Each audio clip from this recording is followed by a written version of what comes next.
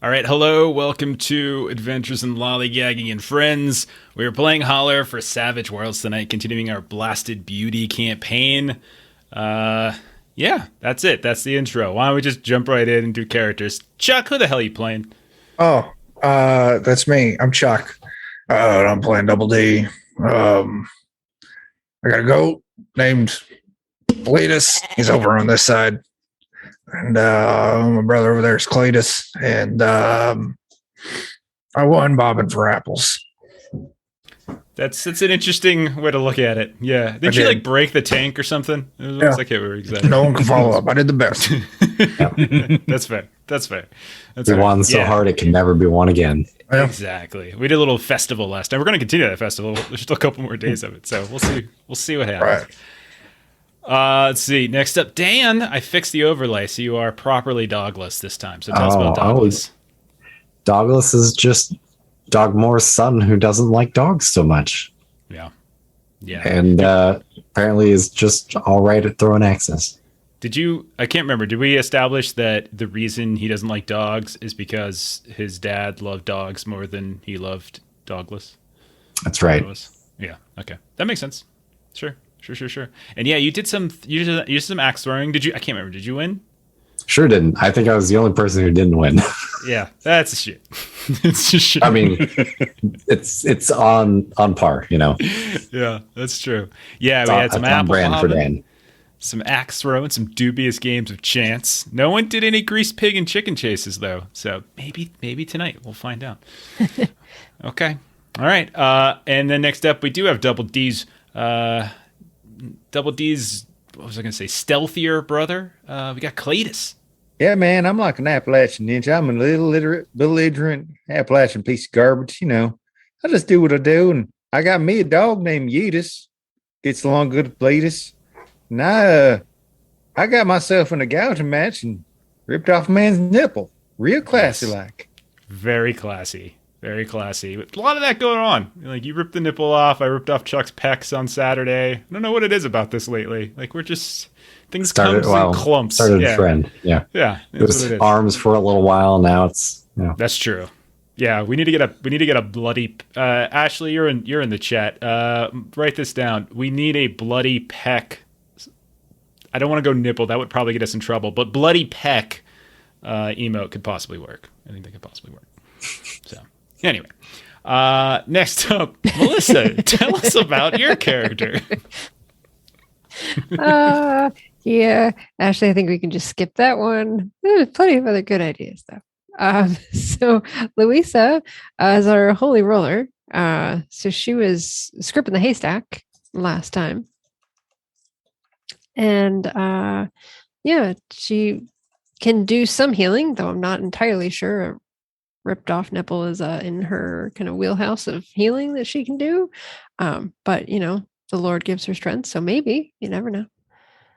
The Lord gives her strength. Please help me. Yeah. Was it, going back to Cletus for a second, was it Boomer who you ripped it off of? Was that who it was? That's what I read. No, it wasn't Boomer. I talked to Boomer ahead of time, but then I knew if I didn't pick the biggest, ugly son bitch here, the Double D would look down on me. So I found that big old grizzly bear and I asked if his mom was living in sin with the grizzly before he was born. That's right. Okay. That sounds familiar. All right. And then, and Luisa, you made a friend as well, of all the folk. You were one of those who made a friend, which is nice, which is part of what you're supposed to be doing here. So like you're halfway. Yeah. It's pretty great. The other person who made a friend, sort of, in an interesting way, was Character Joe. Bert, tell us about Character Joe. Well, I won me some knives this last time because you know I don't understand what the big deal is. All you do is throw the knife and get it on the foot without hitting the foot, but the guy kept hitting my foot. But I guess I won because of that. That is correct. You seem like a fine, upstanding person. I'm hoping to meet him and his gang. Is that the proper term, Mr. Motorcycle Thug Gang? Kind of looks down. Is that right? We're the boys of County Hills, you can call us. Yeah, they're called the Boys of County Hill, and they ride horses and motorcycles. So basically, he may be thinking that Joe is just a stone cold killer now. At this point, right? Yeah, just Because he kept hitting you in the shoe too, which is funny. He kept missing. Oh man! All right, and then finally, Player Joe, tell us about Amian.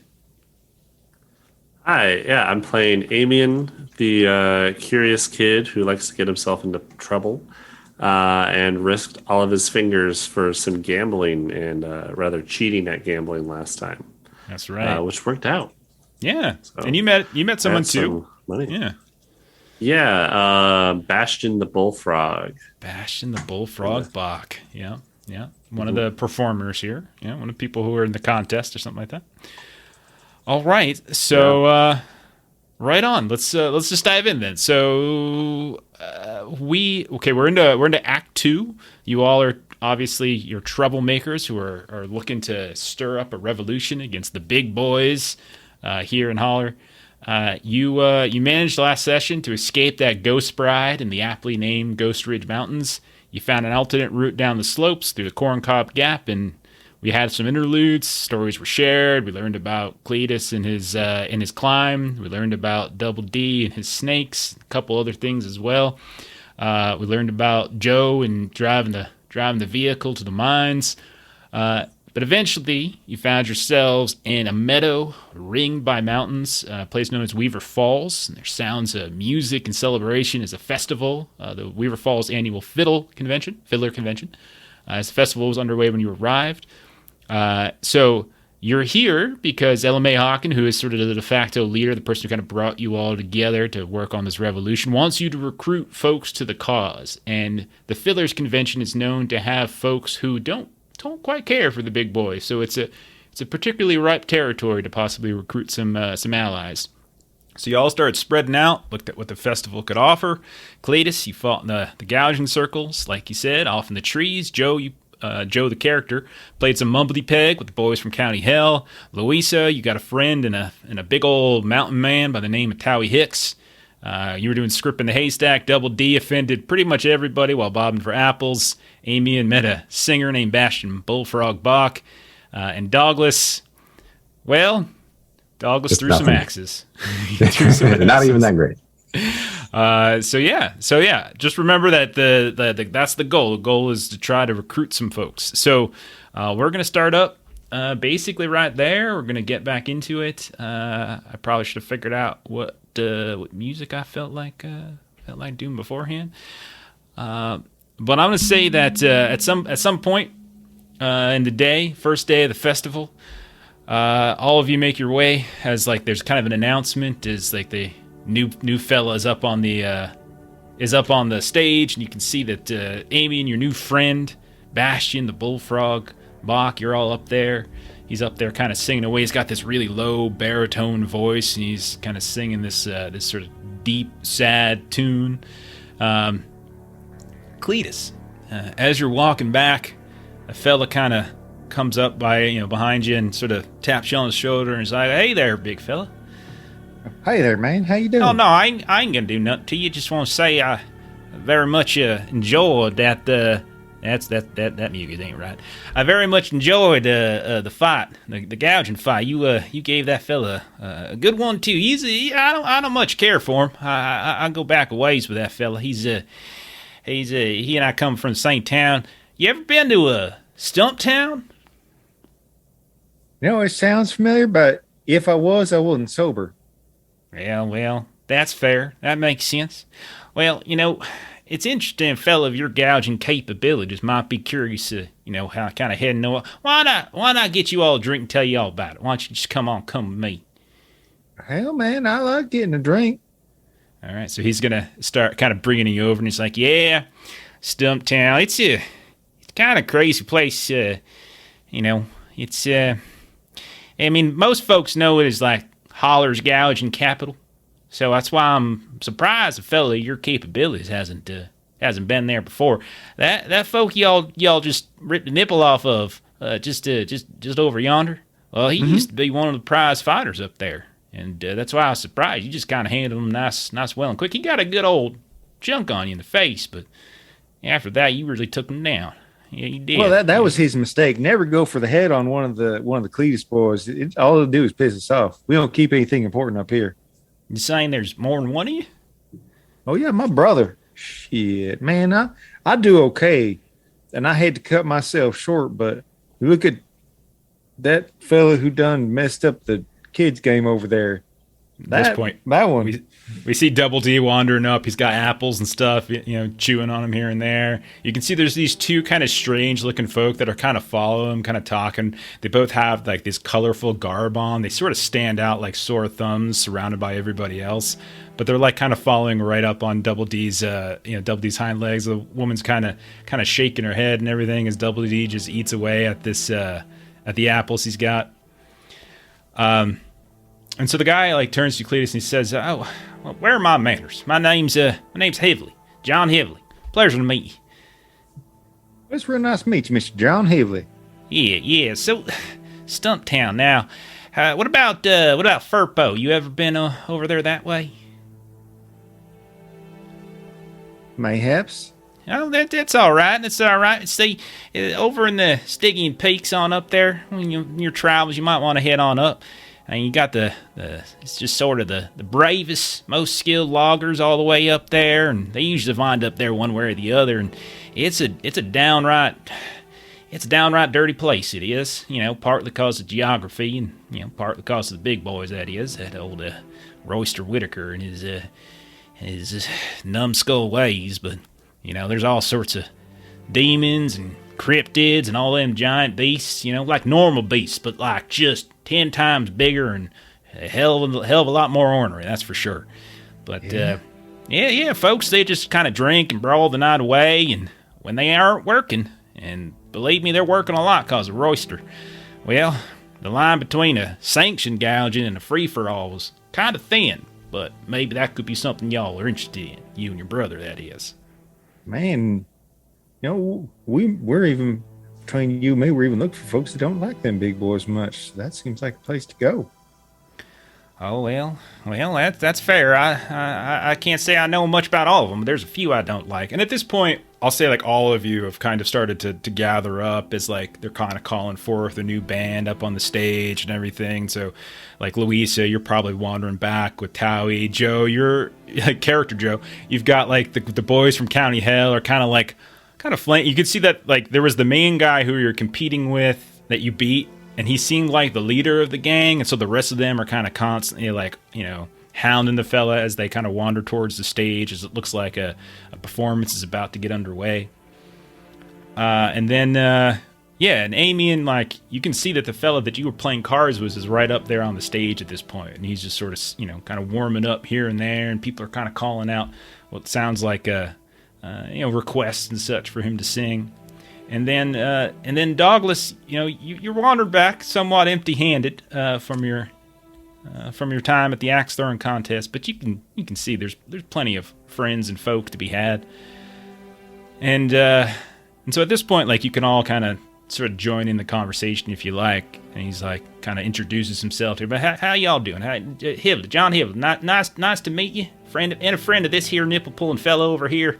Well, I'll tell you, that's a weird phrase to say, but I said it, and so I'm going to commit to it now. I don't know if that's necessarily a signature you want to be known for, but yep, that's it right there. I saw this fella right here, just ripped it right off a guy on the ground. Not even surprising. Yeah, he did this a lot to y'all?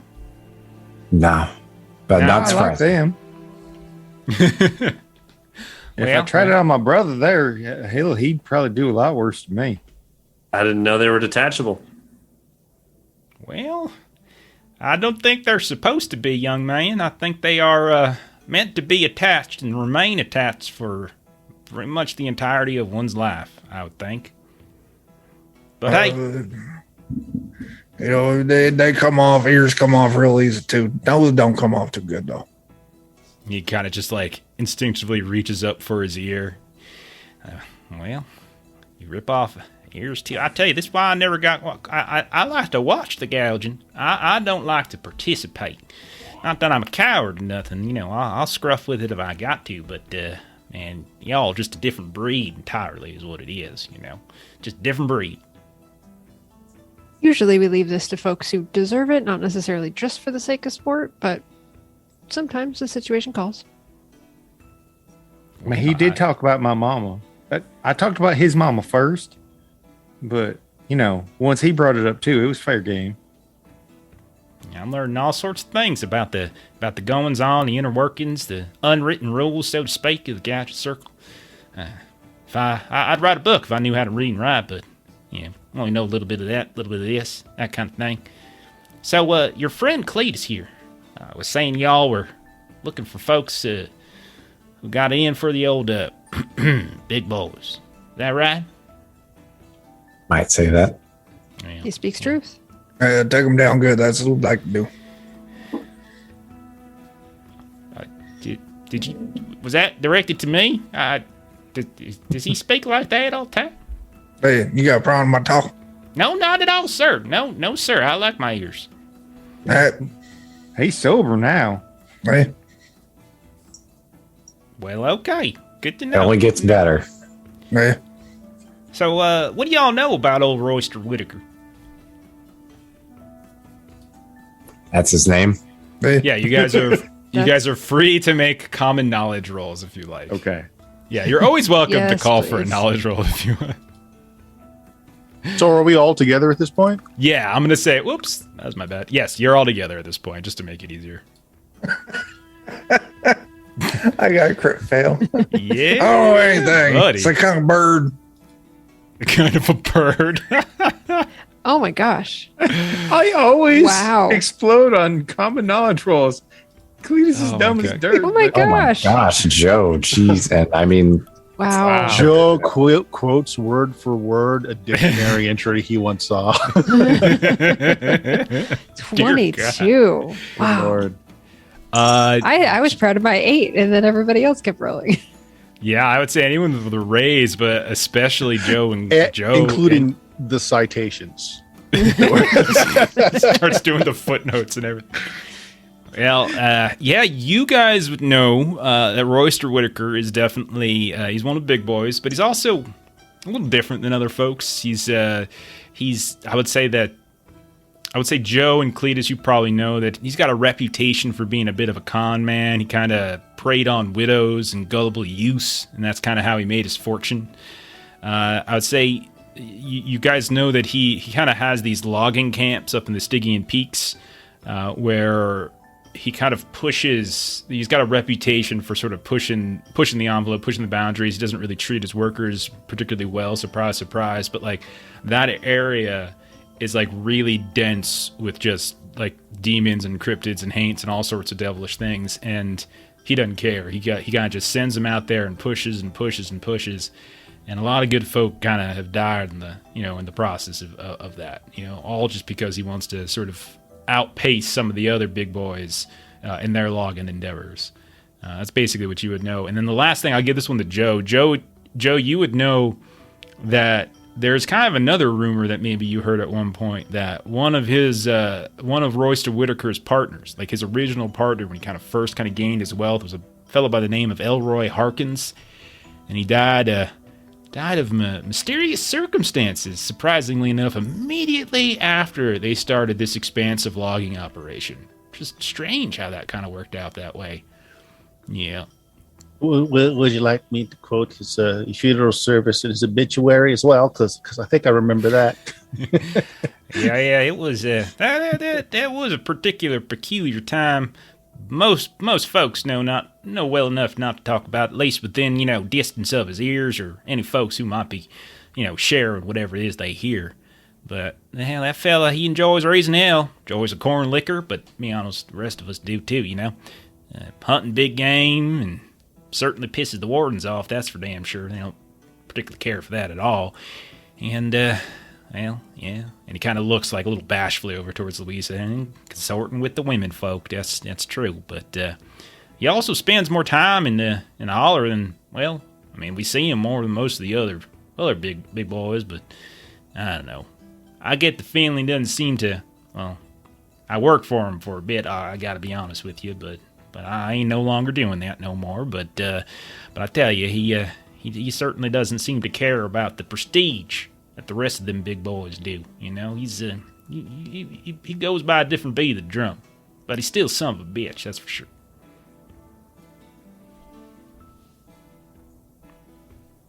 So at this point, I'll say anybody who failed. So let's go Douglas and who is it? Double D. Go ahead and roll a notice test. Maybe you got distracted by something. All right. I don't think I'm smart enough to be distracted either. Actually, Douglas, you're the first one who hears, like, kind of piercing through the sounds of this performance by Bullfrog Brock.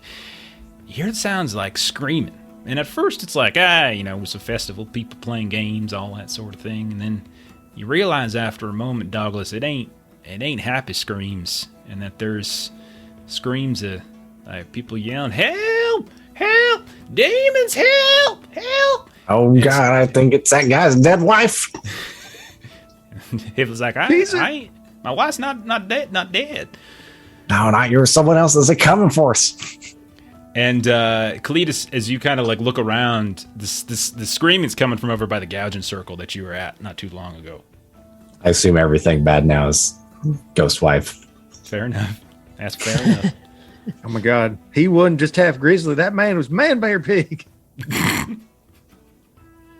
But yeah, you can see like slowly, like there's like people are starting to freak out a bit by the sound of this screaming off by the gouging circle. What are y'all doing? Rush towards the screams. Well, this might be a chance for us to distinguish ourselves a little bit. Hey, I start going that way. Okay.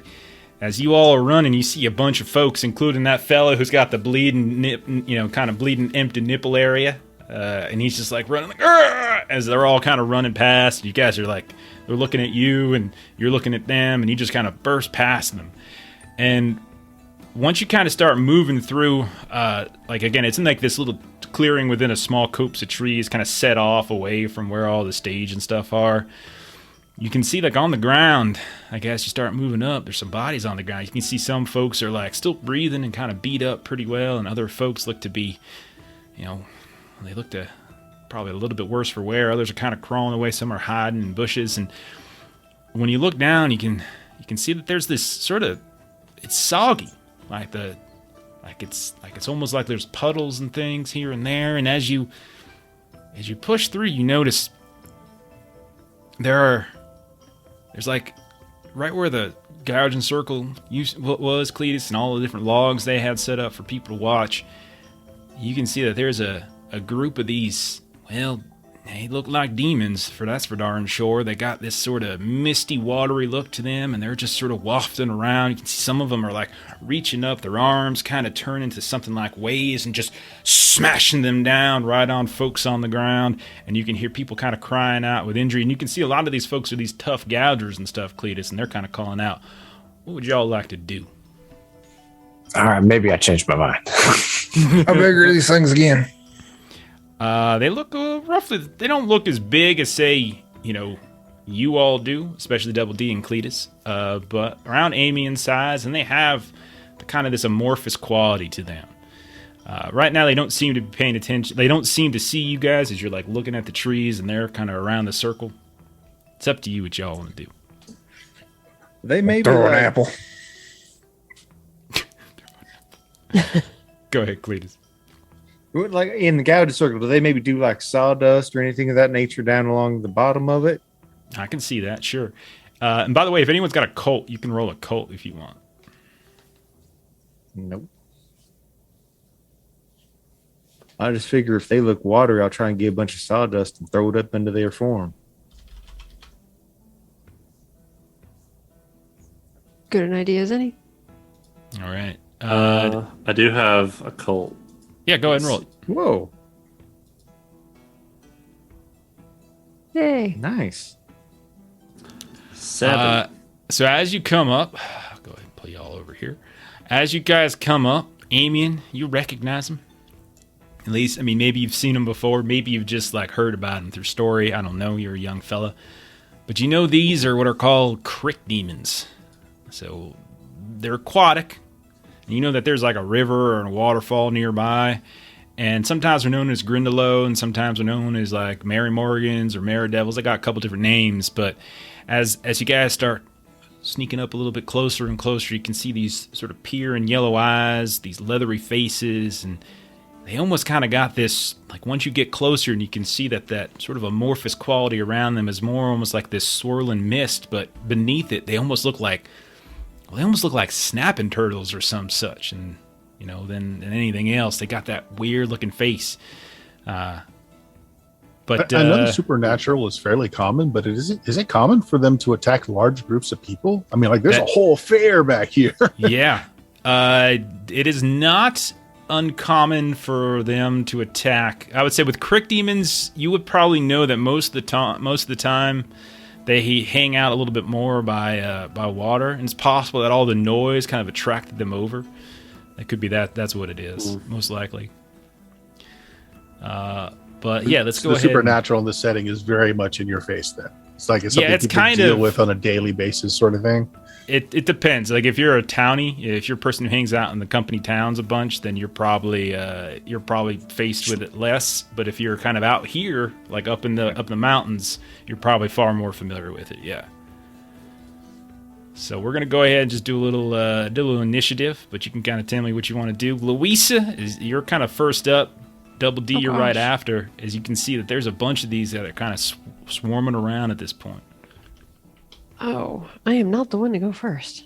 You can always pass. And by the way, one of the things you can do with your bennies that we don't really talk about too much is like you can spend a benny to try to draw another card and try to go a little bit earlier in the initiative if that's something you wanted to try to do. If anybody wanted to try to do that. And we do have leftover bennies from last session as well. Is there anyone alive in harm's way? Yeah, you can tell that there's some bodies on the ground. You can see that folks are kind of like they're getting smashed and slammed. Doesn't look like everyone's dead yet, but there's folks. So basically all these bodies on the ground, 50-50 chance some of them are alive. Okay. Then I would like to try to take this one off to the west and see if I can kind of drag that one out of to safety. Sorry, I'm messing around with some stuff. Music's being all weird tonight. Which one? I'm sorry, ping it again. I know. That one right there to the west. Music's just not working quite right. All right. So yeah, you run on up. So you just want to grab them and just start pulling them away. Yep. All right. That's exactly what you do. I'm gonna come back over here behind this bush tree thing. Yeah. So you start grabbing this one, and as you get closer, this thing kind of reaches out, kind of snaps at you, but you keep your distance just enough. You see this big old wave come cresting down and smashes down on the ground right as you pull the guy out from underneath this demon, and then the eyes kind of turn to you, and you can tell that their now attention is sort of turned in your direction. Can I roll like a notice or anything? Like now that I'm a little bit closer, just to see if I see anything that wasn't seen before from farther away. What kind of thing are you looking for?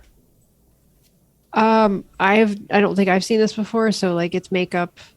Kind of looking for anything to tell other people, like, shoot for the leg or, some type of information to share with those braver than me. Yeah, I don't think there's anything you would physically see that would be like they're you can definitely tell that their bodies seem to be like kind of partly physical, partly water, and they kind of have this shifting quality to them. So it's just a question probably of which state they're in. Are they in more of like the watery, or if they're more in the physical thing? But no, I don't think there's anything more specific that you can get that Amian didn't already get. Okay, good deal. Double D. Yeah, it's me. I'm gonna, this one up here. I'm gonna run on up to it. Okay. Be like, don't made of water. I'm gonna go make you piss. I'm gonna try and drink it. You can try and drink him? I'm gonna try to bear hug that thing and just okay, get rid of it. Only way I know how. Gotta do what you gotta do. What do I even roll for this?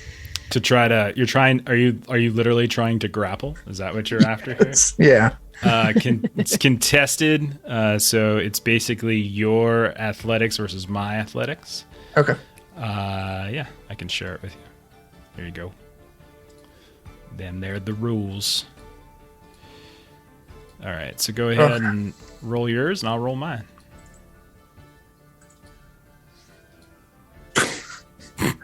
I'm gonna Benny that. Okay. That's terrible. You're 2. Oh gosh. Okay. Okay. So All right.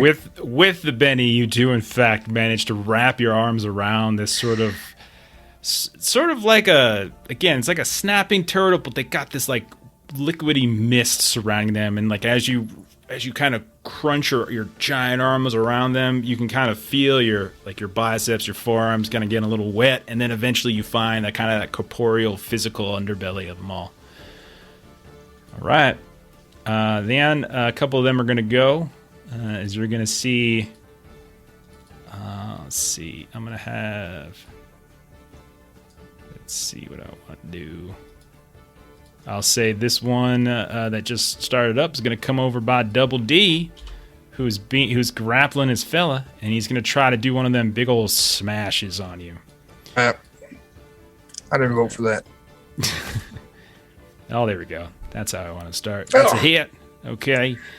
Rolling some damage. Didn't do any damage to you, though. That's not very good. And that's the end of that one's turn, but there's now 2 right up on Double D. This other one in the back, this one's going to go ahead and do something a little different. As you all are watching, this thing is, like I said, they kind of look like snapping turtles, sort of, in a way.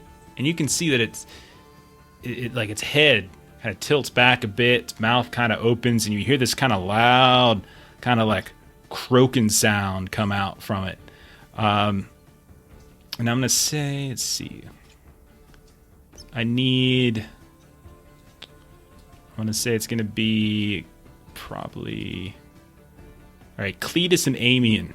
The 2 of you go ahead and make a vigor roll.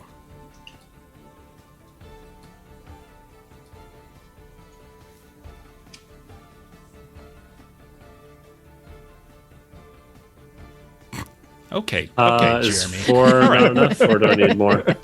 Enough. Okay. No, you're fine. Okay.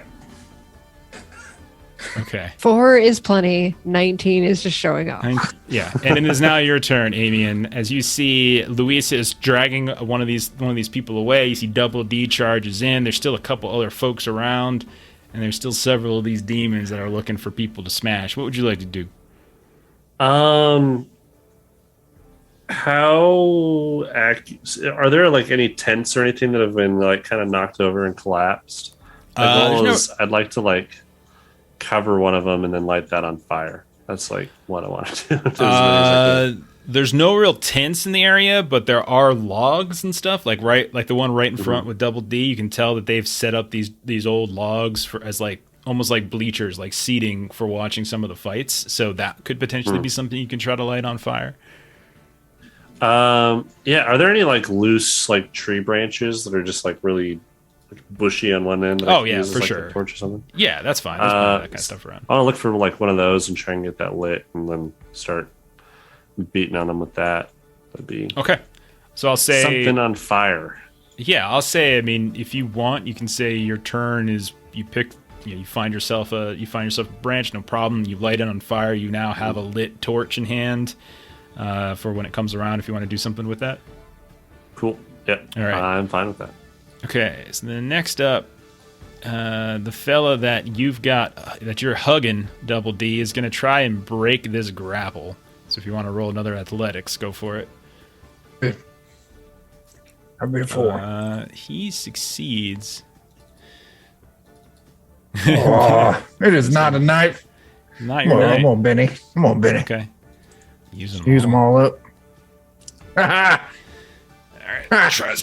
Tries to break free, but is unable to do so. This next one over here that just kind of saw Luisa trying to drag one of these away gets really mad and starts chasing on after her. Oh, crap. And going to give her a little slap as well. Oh, crap. No. Yep. I was hoping Cletus was going to go before. That has a hit and a raise. So it's going to chase after you. Oh no. Oh boy. Oh, no. Oh That's- no. Comes charging in. You see this arm reach back. You see water fling in the air, and then it just brings it back down, and the full force of like a wave comes with it and just smashes into you, Lisa, as you're trying to protect this poor injured gouging circle viewer. So go ahead and you can try to. Do you want Benny to try to soak some of that? Okay. All right. I wasn't sure if we were doing that. Oh yeah, we're gonna do them. I'm not. Okay, so One wound and shaken. you do one. So one wound and shaken. That's definitely better. Okay. Next up, it will be character Joe. So Bert, you're up. Okay, so if I wanted to move and throw a knife, that would be 2 actions. I declare it ahead of time. No, that's fine. You can do a free move and you can do a throw. It's only if you wanted to do something else on top of that. So Okay, move and, so move I and want throw to is fine. throw a knife at the one that just attacked Louisa. Okay. One of my new knives. Nice. Nice. Okay. Yeah, Let's success. see. Yeah, that's a success with a 4. It's a range attack. Go ahead and roll your damage. Damage. Oh boy. 10 is describe your kill. Ooh. Okay, I go for like I pith him right in the back of the skull. The dagger sinks in there. All right. Nice. So this So Lisa thing, was like, ow, ow, oh. as it pulls its arm back to hit again, all of a sudden you just see it just stop and just kind of collapse into this puddle of like leathery, like turtle skin and water. Go ahead and finish your turn there, bro. And then I just move. I'm not sure how much I can move. Probably around 6, I think, is pretty standard. Yeah, 6 Okay, is so the maybe standard. one more right there. Okay, so I'll move up. Yell out, Louisa, you okay? I'm now. Thanks, sir. All right. Another one of these over by Double D is gonna go. I don't see any reason why it's not just gonna come right up on Double D. Double D is just going to be swimming here in a second. So that's what it's gonna do. It's gonna come up on Double D, and it's gonna give a nice big slap with a 1. I'll Benny it. I'm not gonna Benny for soaks anymore. I'm just gonna Benny for not on regular runs, but I'll Benny for attacks. Cause I wanna. Never mind. Wow. You are just too thick. Too thick there, two Double C's. D. With 2 Hey, C's. Pick 2 Cletus. C's, 2 D's, got him good. You're up there, Cletus. Well, hell, man. See, I know Double D's fine, man. So, there was one who tried to do something funny earlier, right? Yeah. You can tell one of the ones in the back here did. Yeah, so I'll go 1, 2. Yeah, it's the one furthest to the left there. Yeah, I can just barely reach him. I'm gonna walk up. I'm gonna slap a taste out of his mouth. I don't know what you're trying. I call bullshit.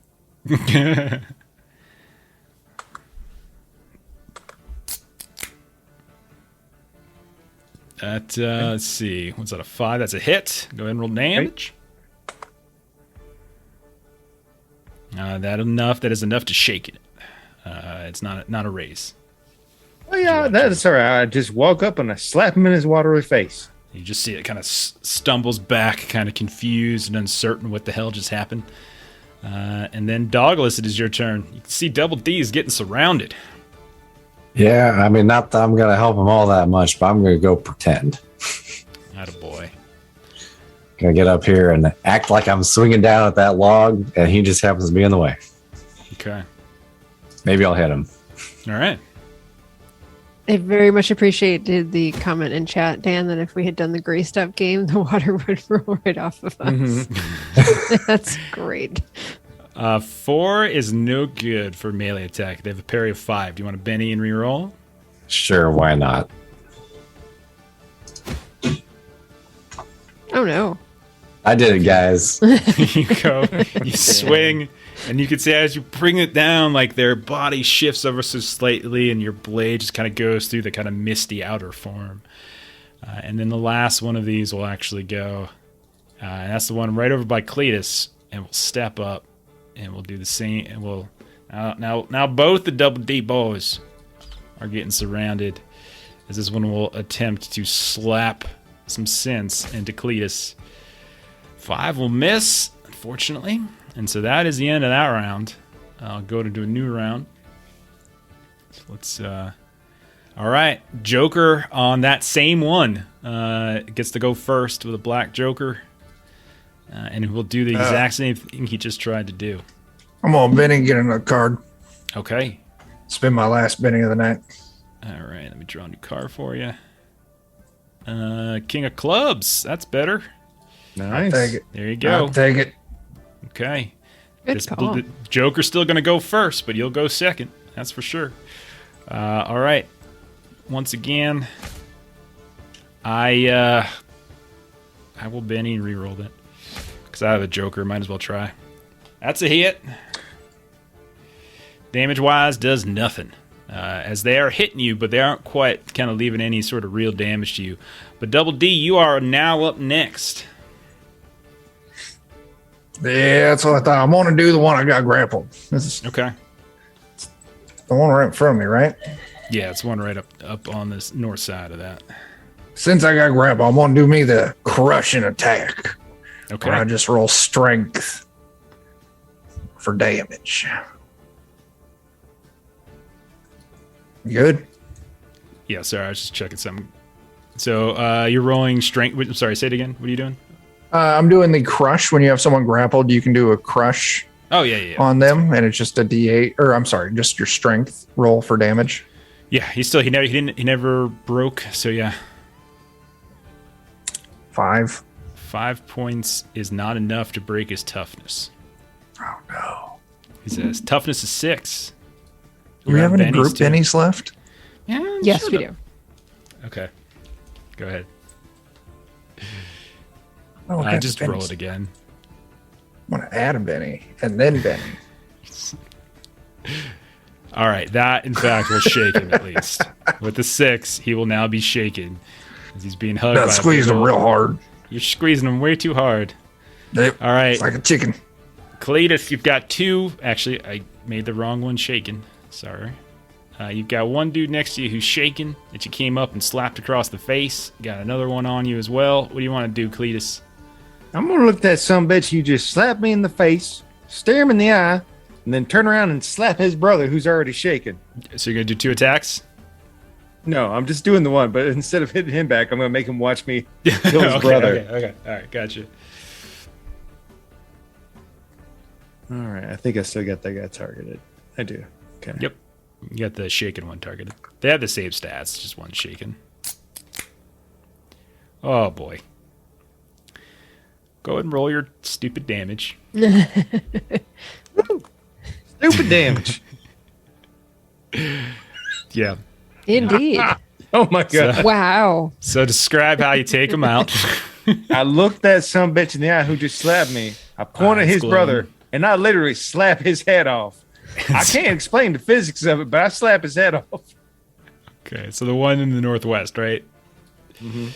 All right, so that one goes down as well.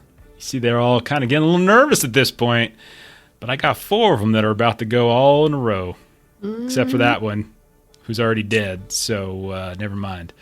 Did you just kill the one I was hugging on? No. Oh, the other one. All right. Each of you brothers has your own party of crick demons around you. Uh huh. And I'm just kind of there, you know. Hey.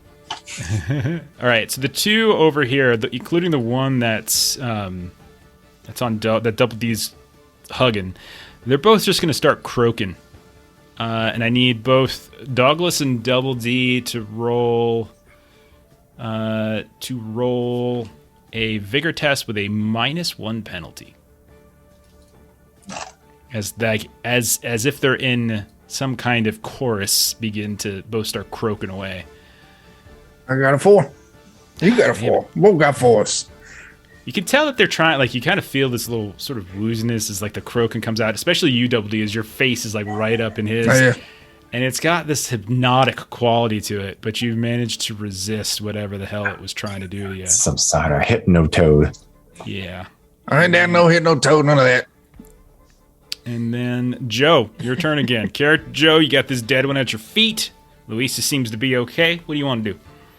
Well, I got to run and help my other buddies, so I'm going to move 4, Okay. 5, 6, and then I'm going to throw a knife at this one right to the side of Double D there. Sounds good. Okay, so I got 3 knives, so this is my second one. Boom. Oh, that's good. Oh, look at that. There you go. That is a hit with raise. So yeah, roll damage with raise. So Nice. plus a D6, right? Yeah, when you do the Just damage just thing, click the raise damage. exactly. Right? Yeah. Okay, I got you. Oh, Boom, okay. not as much. Oh, well, yeah. 12. That's still really good. Describe your second kill, Joe, the character. I yell out, not Double D! And it turns, that knife goes right through an eyeball. And that glowing yellow eyeball just suddenly dissipates. It just becomes this little greasy mess as it falls to the ground. Camera shifts over to that motorcycle gang, and he's like, I told you, man, Cold Stone Killer. Yeah, you look back and they're like running to help you, and they're like, yeah, all right. Let's see. Douglas, you're up next. I might clear my throat and try to say, not Double D! And then also swing my axe. Like maybe that's the secret here. Please hit. Please hit. That'd be hilarious. Nope. Try again. Want to re-roll? Oh, Dan. Oh, you're such a nice man, but you just suck at rolling. Oh my god. Sorry. So terrible. One of these days. One of these No, days. it's not gonna happen. One of these days. All right, you keep swinging away. You're giving it the old college try, and the one right in front of you is going to turn, is going to look at you, and will attack you and show you how it's done. How about that? Oh Does that make- no. This is probably accurate. All right, it's going to swing. Oh god. Of course. Just the It's an 11. You corrected It's a the raise. overlay to make sure he's dogless. It's only and- shaking. He's only shaking. You're fine. You're totally fine. All right, there you go. All right, Louisa, is your turn. Rolling for shaken.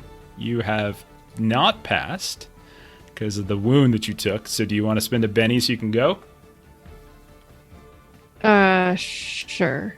Yeah, you failed it with a 3 on the automatic spirit roll because you have a -1 from the wound penalty. So if you spend it, you can go. You can remove shaken and you can take your turn as normal. All right. So I am going to try to do this knife throwing thing that I just saw Joe do. I'm like, oh, I'm feeling all right. I can give that a shot. Okay. So 1, 2, 3, 4, 5. What is my movement actually? 5. So 1, 2, 3, 4. All right, and I'm gonna try to throw at this one over here. I like hearing you count. Yeah, go ahead. Where's this one over here? The one by Double D? The one Sorry, by- the one right next to Cletus. All right, you gotta try steal his North kill. of Go me. for it. Do it. Yeah. See how this works. I deserve it. You do.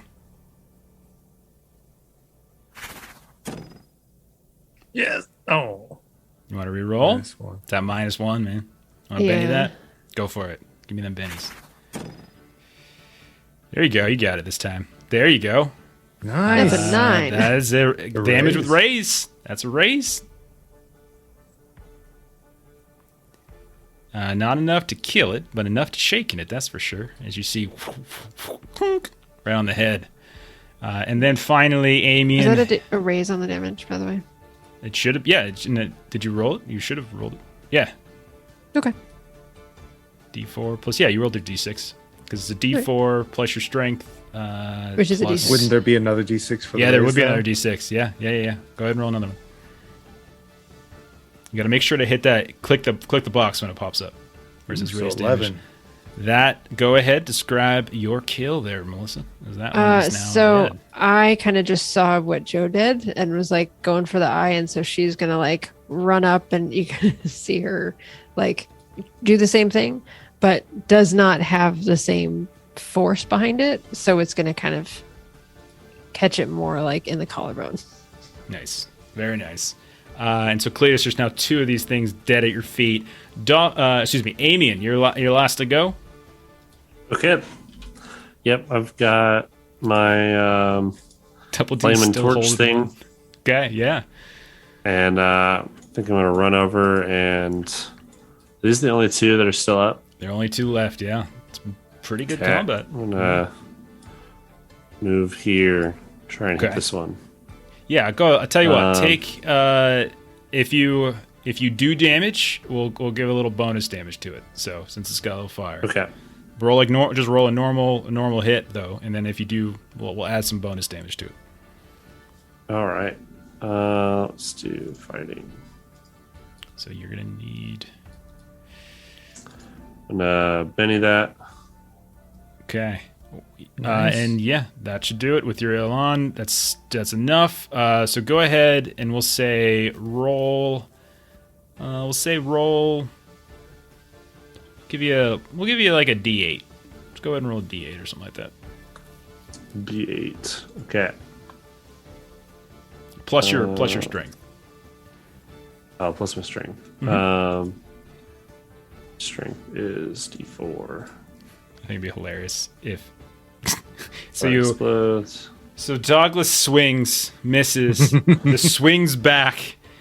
Douglas is kind of takes one in the cheek, and then Amian, this little kid, comes running up with a burning board and just whacks this other one down right in front, taking this other one down.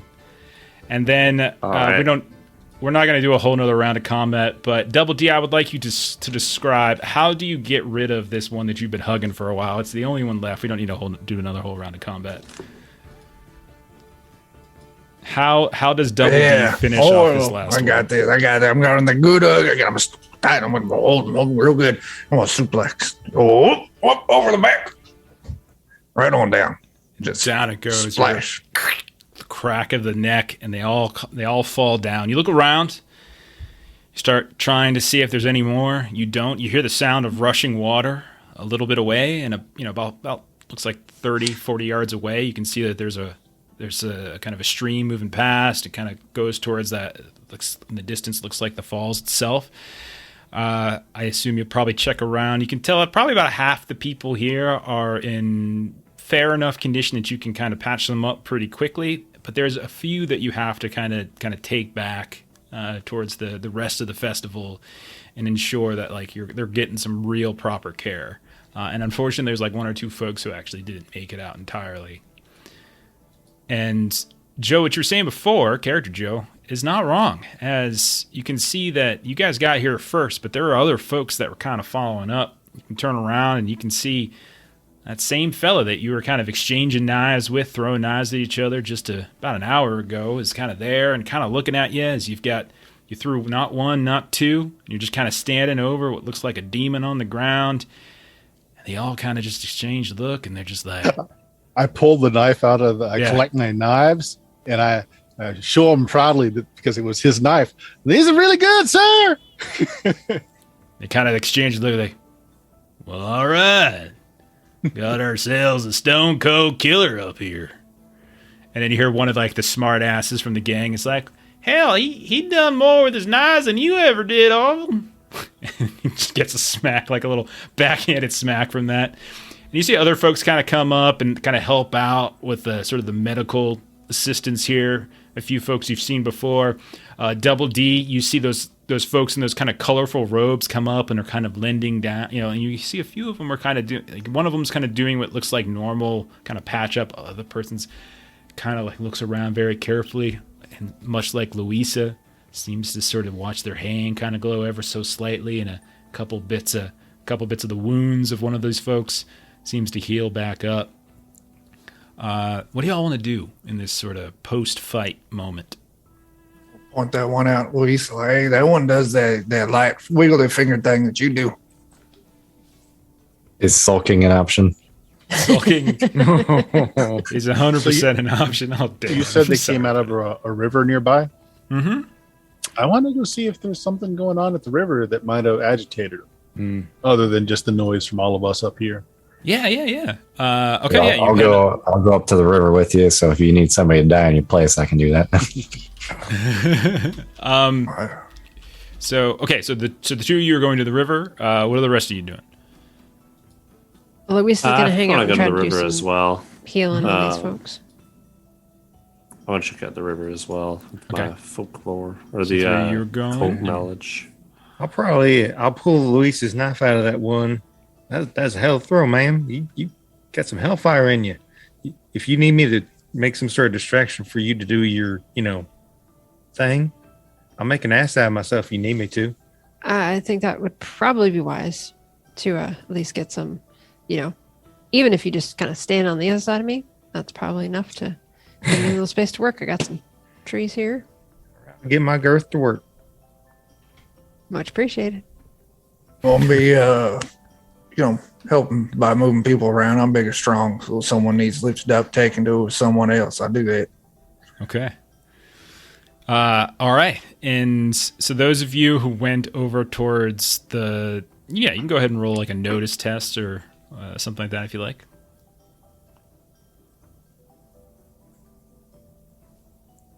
Can I do a cult? It's really just to see stuff as opposed to like, no, it's Okay. really just to look around. That's all this really is. Sure. Yeah, you've already got the occult knowledge from them. Okay.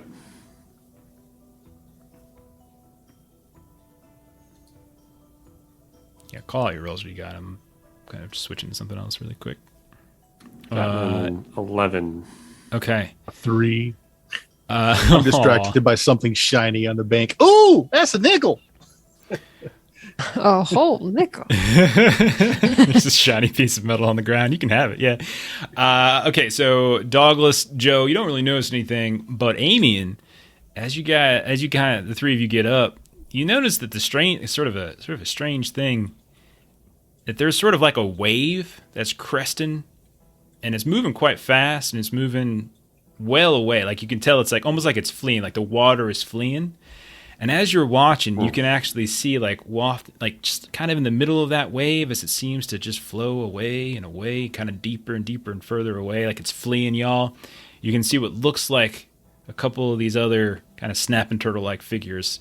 You get the sense that there are probably more of these, but rather than reinforce the those that were fighting, like have chosen to just flee at this point. Like you can see that they're just sort of moving past.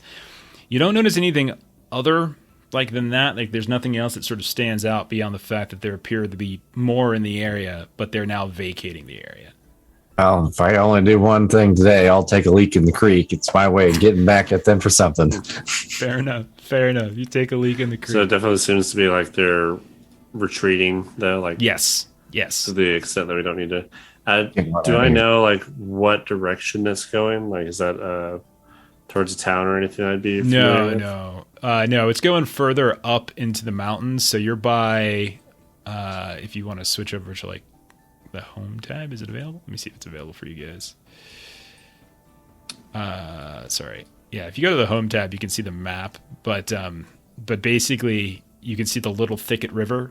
You see how it's kind of coursing through, and you see the Weaver Falls. Mm-hmm. So it's kind of traveling in sort of a northeasternly direction, kind of up and away towards. It's definitely traveling like against the flow of the river. That's one of the reasons it was so peculiar. Okay. All right. Interesting.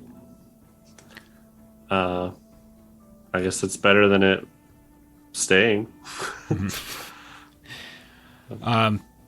Back in the little camp where people are sort of helping kind of clean up.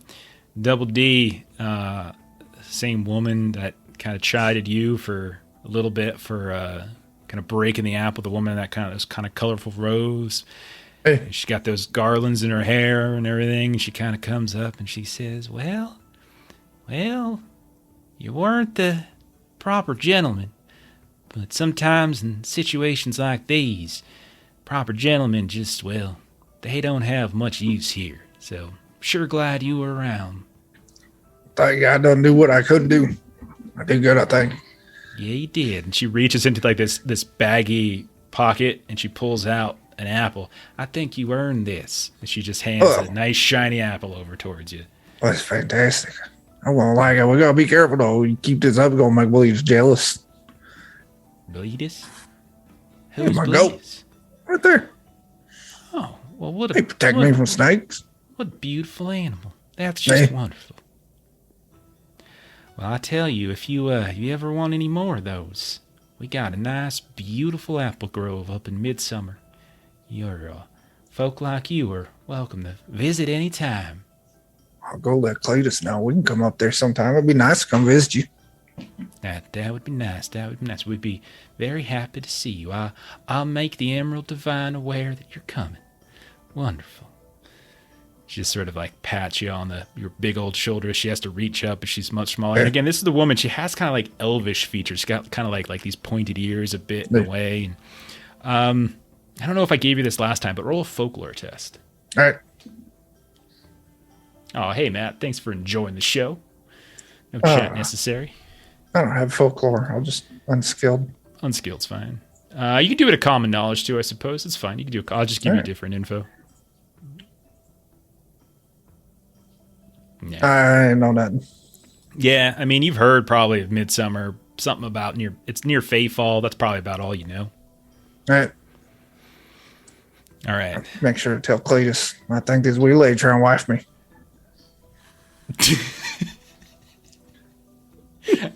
I love that wife as a verb. Hey. Oh, goodness. And so then over by you, Louisa, you can see like your new friend, the sort of the big old mountain man kind of comes up and sees you trying to drag a body, kind of bends down, lifts him up. He's like, that's all right. I'll lend you a hand here. No problem. But no need to stretch your back. Oh, you look like you got yourself a little bit of, and then he kind of like points to like a wound somewhere, wherever you took the smash. Like, you might want to fix yourself up too, madam. You know? Yeah, everyone else first, but I'll get around to it. I'm doing all right. Thank you, though. Yeah, it's my pleasure. And you can see, as you're talking to him, like weaving in and out of this big old bushy beard, you can see something moving about as he reaches down and he picks this person up that you've been working on. And you can see this tiny little lizard just sort of poke its head out and kind of looks at you. He's like, "Oh, get on back in there." His hands are. Could you do me a favor and just kind of poke him right there on the nose so he can go back inside? He's curious, is all. And she just sort of just sticks kind of one finger out and just sort of like pops it on the head. You can see it just sort of like its head sort of shakes a bit and it just starts to retreat back like the Homer Simpson meme into the beard. I must admit to ignorance as to this. I have not seen a living creature in a beard before. Oh, he's just a little shy is all. And lots of music and sounds. Doesn't really like to, when it's too loud is a problem. But he's very curious nonetheless. But he's my little fella right here. Like, it's just, I'd show you more of them, but my hands are full right now. But, sometimes when you're up in the mountains and you find a friend and, I saw a whole mess load of them and they were getting all eaten up by birds, and I managed to get to this one before one of them darn owls went and took them away. Kind of raised them as my own. Raised them as my own. Louisa will kind of stick her finger out and see if he'll like come. Sure. Roll do you have like a animal handling or anything like that? Just roll spirit. Just roll a spirit test. And Louisa will just say like, we got one of us that travels with a dog, and we got another one that travels with a goat. So we're not unused to folks traveling with animal companions of sorts. I can respect that. Sure, yeah. Goats are good creatures that take care of the snakes and stuff. Though honestly, the snakes are pretty cool too. Depending on the type of snake, they can be quite nice. Some of them are certainly ornery, but no. So yeah, as you kind of like hold your hand out, you can see this lizard just sort of pops his head out and then just leaps right out of the beard onto your hand. And you can see like, well, I bet he seems to like you. He does usually not that forward with folk. That's real nice. All right. Don't go getting any ideas. I want them back when we're done, Oh no, that's fine. I wouldn't make any kind of long-term commitment like that. And it's just, since it worked before, she'll just awkwardly like poke it on the head again. And like it's doing that classic like lift one of its front legs, one of its back legs kind of shifting. You can see like the gizzard thing starts to flex a bit with a little bit of color, and And it's very nice. It's a very polite lizard. Doesn't seem to And- bother you at all. What is your name there, little fellow? Oh, that's Philly. Well, very nice to make your acquaintance, Philly. I mean, he doesn't talk himself, so I don't know. Like, he ain't magical or nothing. He's just he can't really talk. Doesn't even really make sounds. But his name's Philly. Well, that's very, very nice to know. That's the name I gave him, at least. He might have a different one. I don't know. Well, if he can't let you know what it is, then I think he is going to have to settle for the one you gave him. I think that's right. And I don't recall. I'm sorry. Whereabouts you were from? Oh, I'm from little here, little there. I call Great Crag his home. That's for sure. Yeah, I wander a bit, mostly from signaling right up there. Crooked Mountain. Yeah. We are That kind of also thing. little here, little there. Unfortunately, doing some kind of fights like these here when they're needed, and just finding where our skills can be to use with some of the other entities that put their influence on our lives here, Well, if you know what I mean. yeah, demon folk, yeah, you gotta take them out. They'll do nasty things, but gotta make sure not everything out here in the Holler is bad for you. A lot of misconceptions about, the various creatures and things. Like up in the Craggies, there are all sorts of big old beasts and such. And I got some warden friends of mine. We make sure we kind of, protect them and such. Them big boys come on out there hunting them like it's some kind of sport. And no, we don't care about that too much at all. It's not a bit. I can tell you, ma'am. So. Well, now those big boys are some of the humans that sometimes could use a little taking down a peg or two. Yeah, sometimes the humans are the worst of them. Now, I ain't as extreme as some of my warden friends, but, some of them can be downright despicable. Industrialization and such kind of ain't got no place. They've been doing all sorts of things. It's probably them fault that the mountain's crooked to begin with, but, there's stories this way, stories that way. It don't really matter much. Anyway, this fella's getting really heavy. You mind if I go bring him over to one of the tents by the stages? I'll actually go walk with you. I just wanted to bend your ear about one other thing you mentioned. Did you say that you were a warden? Or your warden friends?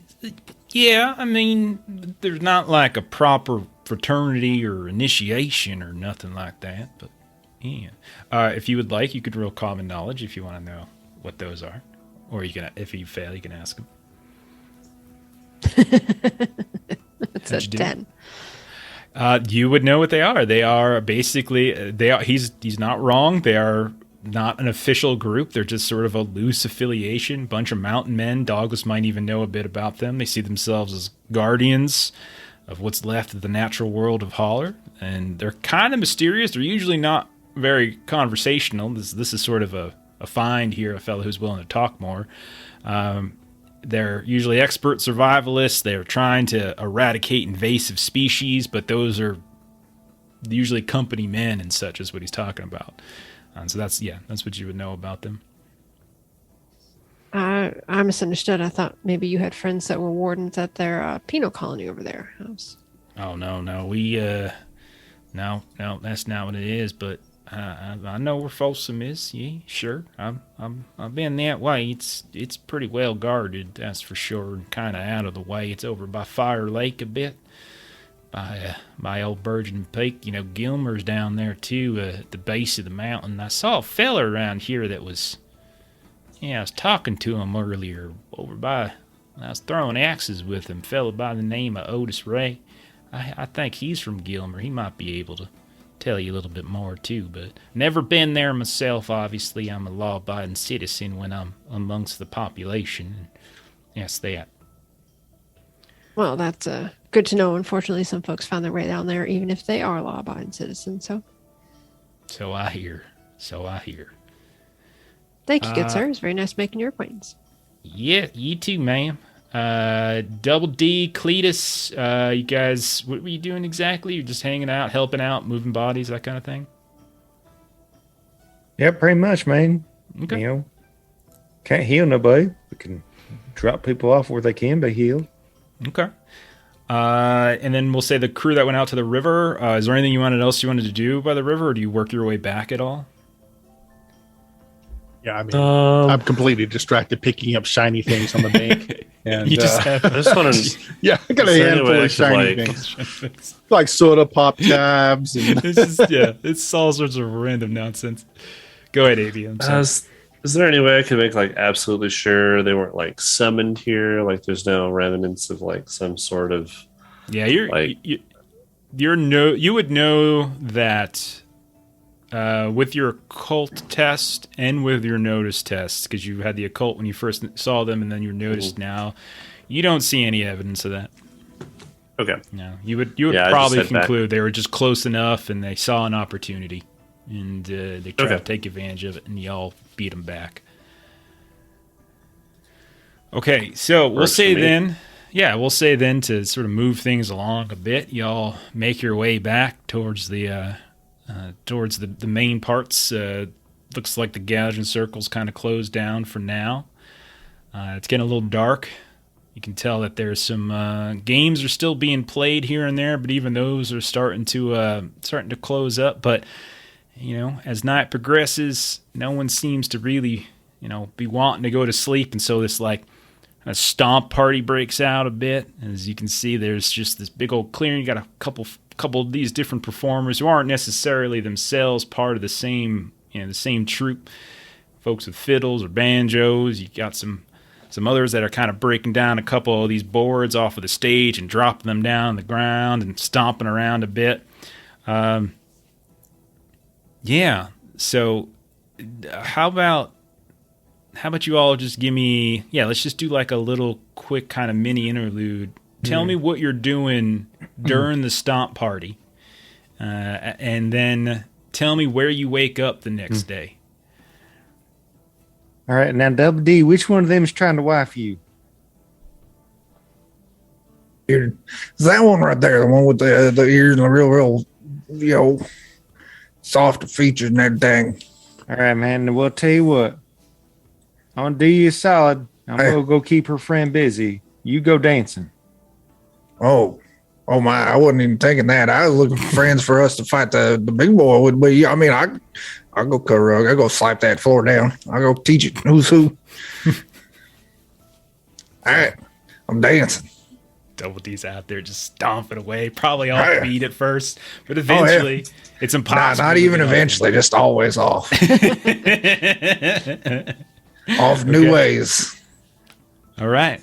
So Double D, where do you wake up the next morning? Like I wake up in a tree. Tree. You wake up in a tree. Like, we have a good time with dancing. Double D, he ain't trying to, be full, son. He just met it. He's not polite. No, he's kind of shy. So, probably hanging out with these weird fey folk, like doing all the things and, waking up like drum circles and like strange grass and everything. I'm going to wake up not remembering how I got there. Like I was dancing. There was a circle and a bunch of little bop drums and everything. And they gave me like some pipe, but I was like, I don't know. Next thing I know, I wake up in the morning up in a tree, sleeping there. Cletus does stand on me.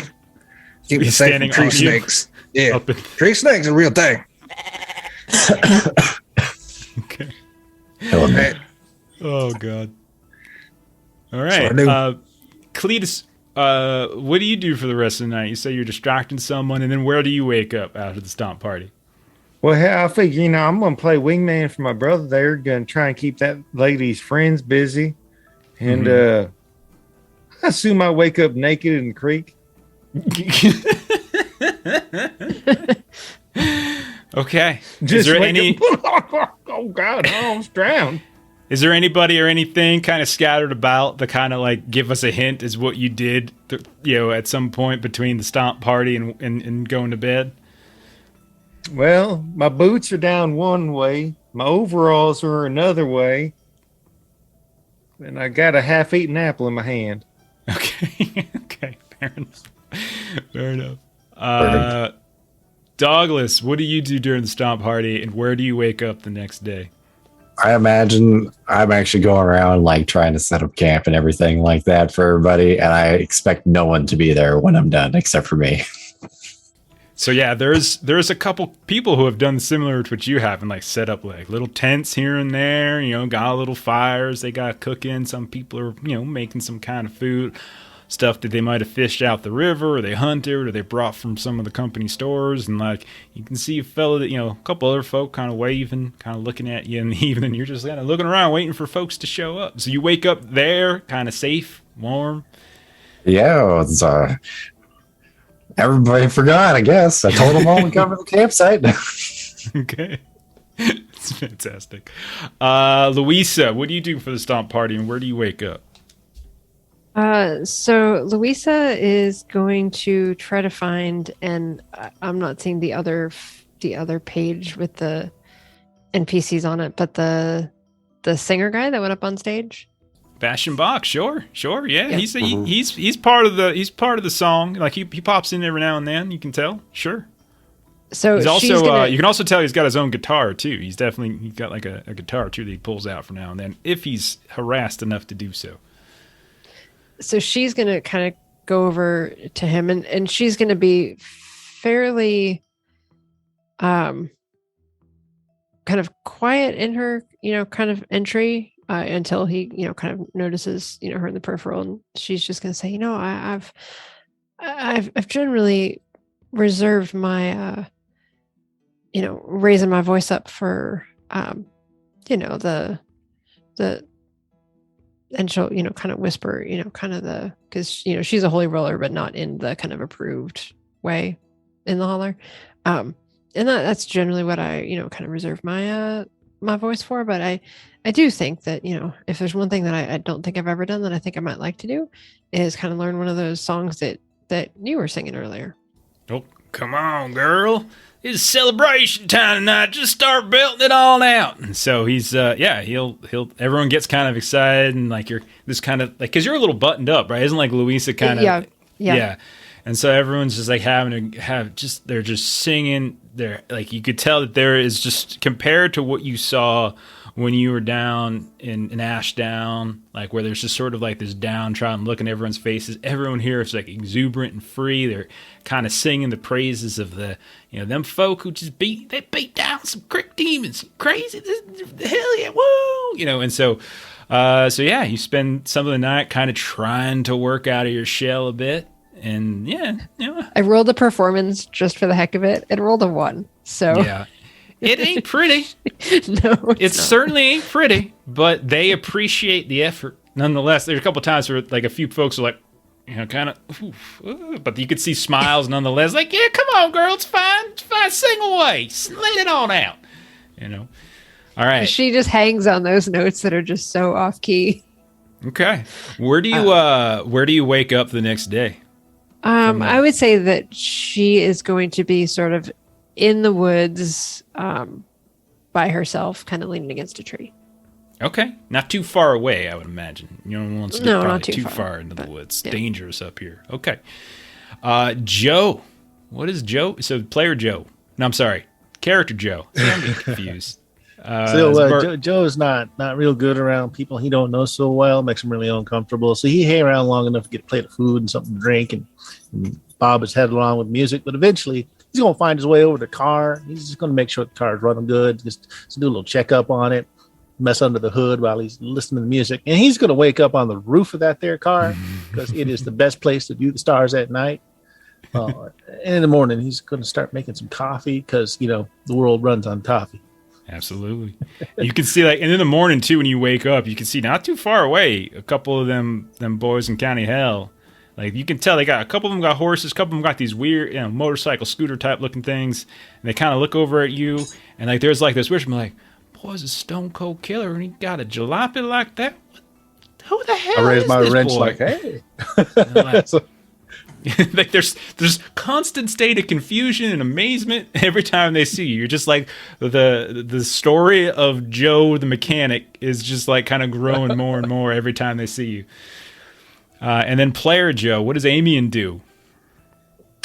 I think, are they still like, do they still have like card tables and stuff set up, or is it pretty much just? I mean, it's pretty cash at this point. Like once the stomp party cards going, a lot of like the more organized festival games are kind of breaking down at this point because it's getting dark, and so people are starting to consolidate in the safer area, and they're not as spread out. But yeah, there's probably a handful of card games and dice games and other types of little things. But it's all very like kind of ad hoc and casual. Okay. He'd probably find one of those and drink way too much, and then just like wake up on the card table. Okay, and like this is like the people talking.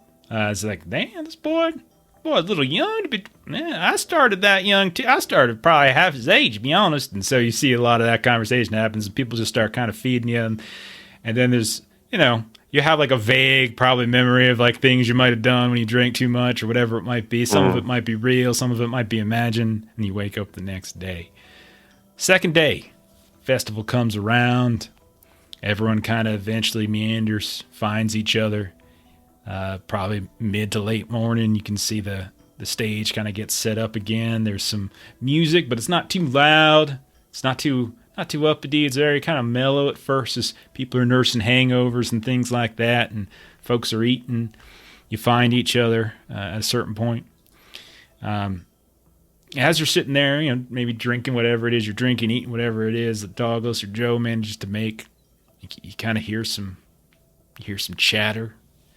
You see a couple folks kind of moving about, and kind of the big news of the morning is that there's some new folks who kind of showed up, and it seems to have been like kind of bothering the organizer of this, Verna Lynn Cash. That's the woman who kind of putting this whole festival together.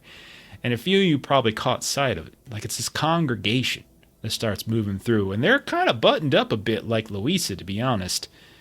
And you hear through the grapevine that it's a congregation of about 8 or 9 folks from Lester Polston's The Church of the Anointed. If anybody feels like, I would say, Louisa, why don't you go ahead and make the roll on this one? You're probably the one the most likely. And if anybody else considers themselves a believer, you can go ahead and roll it too. Like if you think you're the type of person who would know a little bit about various churches and things about the Holler. And then just call out your roll, Melissa. I don't have it. Sorry. It doesn't seem to have... Oh, no. Sorry. It did. Am I still wounded? I'm sorry? What's that? Sorry. Am I still wounded? Is that... You would have rested over the night, so... man, I actually don't remember how that works with wounds. Jeremy, help me. Natural healing takes a while, but you could have used PowerPoints to have healed yourself. Yeah. All right, let me roll. It's fatigue that goes by pretty quick. That's what it is. Yeah. Natural healing takes a long time. All right, so I passed my healing, so that's enough to get one. Sure. All right, so then I would have had a 3 on my face roll, so... Yeah, you don't know much about them. You know that there's you don't really know who Lester Polson is, but you probably heard that there's a Church of the Anointed somewhere up on the Piney Dirge Plateau. Something about like there's like some folks say it's like a utopia or something like that, but you probably don't really know anything of any real specificity. It's pretty far out there, well away from like the big boys and like the sort of the company towns that are in the Hogback Hills and some of the mountain mines and such. Well, if I don't know this person, then I find it necessary to make his acquaintance. Okay. You know that it's actually like Lester Polson's not here. It's called Lester Polson's The Church of the Anointed. But when you start asking around for Lester, folks are like, "Ain't no Lester coming here. Are you crazy? No, that boy ain't coming down from the plateau. You kidding? I think one of his prime priests, Claire. I don't know what y'all call yourselves. There's a talk to Rennie Hart. She's around here somewhere. I don't know. She's got big old dimples, thin lips, something like that. She's kind of nervous, fidgety like. I don't know. She keeps talking about something about revival or whatnot. You might want to. That kind of looks you up and down. Yeah, I think you'd fit in. Well, I do apologize for my misunderstanding, but I think me and mine might go have a conversation with her. So I'll go back to the group and share. Okay. What I learned. Okay. And so, yeah, it's the same thing today. Like, you guys can tell me what it is you want to do. I will bring you over to there's people to talk to. There's, there's activities to do. There's anything you can think of that you want to do is sort of what it is. It's sort of a networking. This is very much a networking act. You kind of just talk and feel yourselves around. So what would you all be doing today? I haven't done myself enough yet, so greased pig and chicken chase. Getting them greased pig and chicken chases. Okay. You can just move yourself around in the squares if there's a specific thing, if there's a specific activity you want to do, but you don't have to do one of the games. Like, if there's something else you want to do, if you want to go talk to somebody or seek someone out, that's fine too. Like, it's sort of up to you guys. You guys determine it. Hey, I'm gonna go talk to that lady.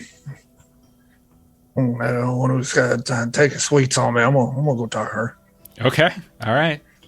Trying to, figure out, like, what you about, what you, what you doing up there, way up there. Also, how you feel about them big boys? Okay. Such a charmer. And so when she sees you, comes like, well, hello there, friend. You have a good night. I tell you, I very much admired your dance, and you are a man of his own independent rhythm, and I very much appreciate that, friend. What I lack in good, I make up in tenacity. Oh, I like that. That sounds very nice. I definitely appreciate that. Yeah. What do we do up in the midsummer? Well, folks say a lot of things about us.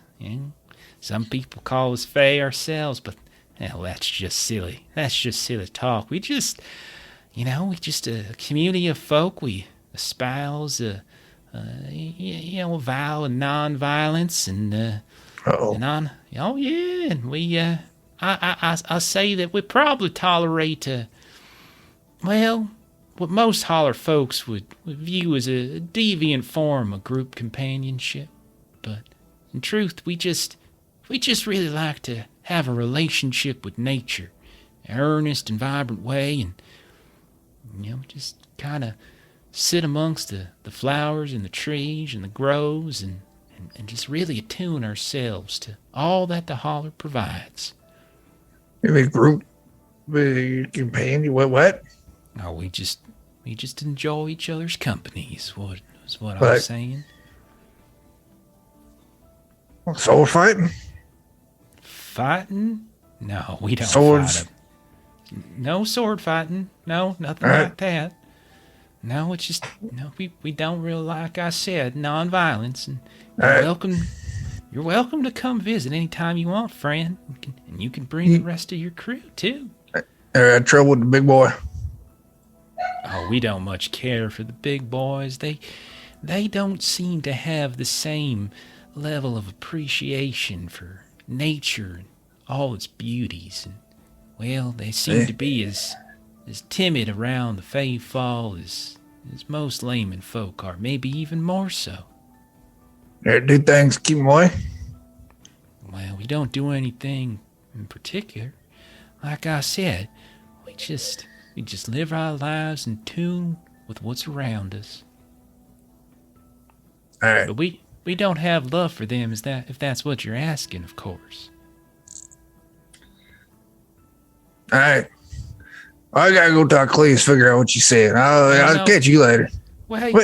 And come here, friend. And you can see that she starts kind of taking off what she has around her head and kind of puts it on here. So she puts a nice, beautiful flower garland all around your head. Goddamn princess, I am.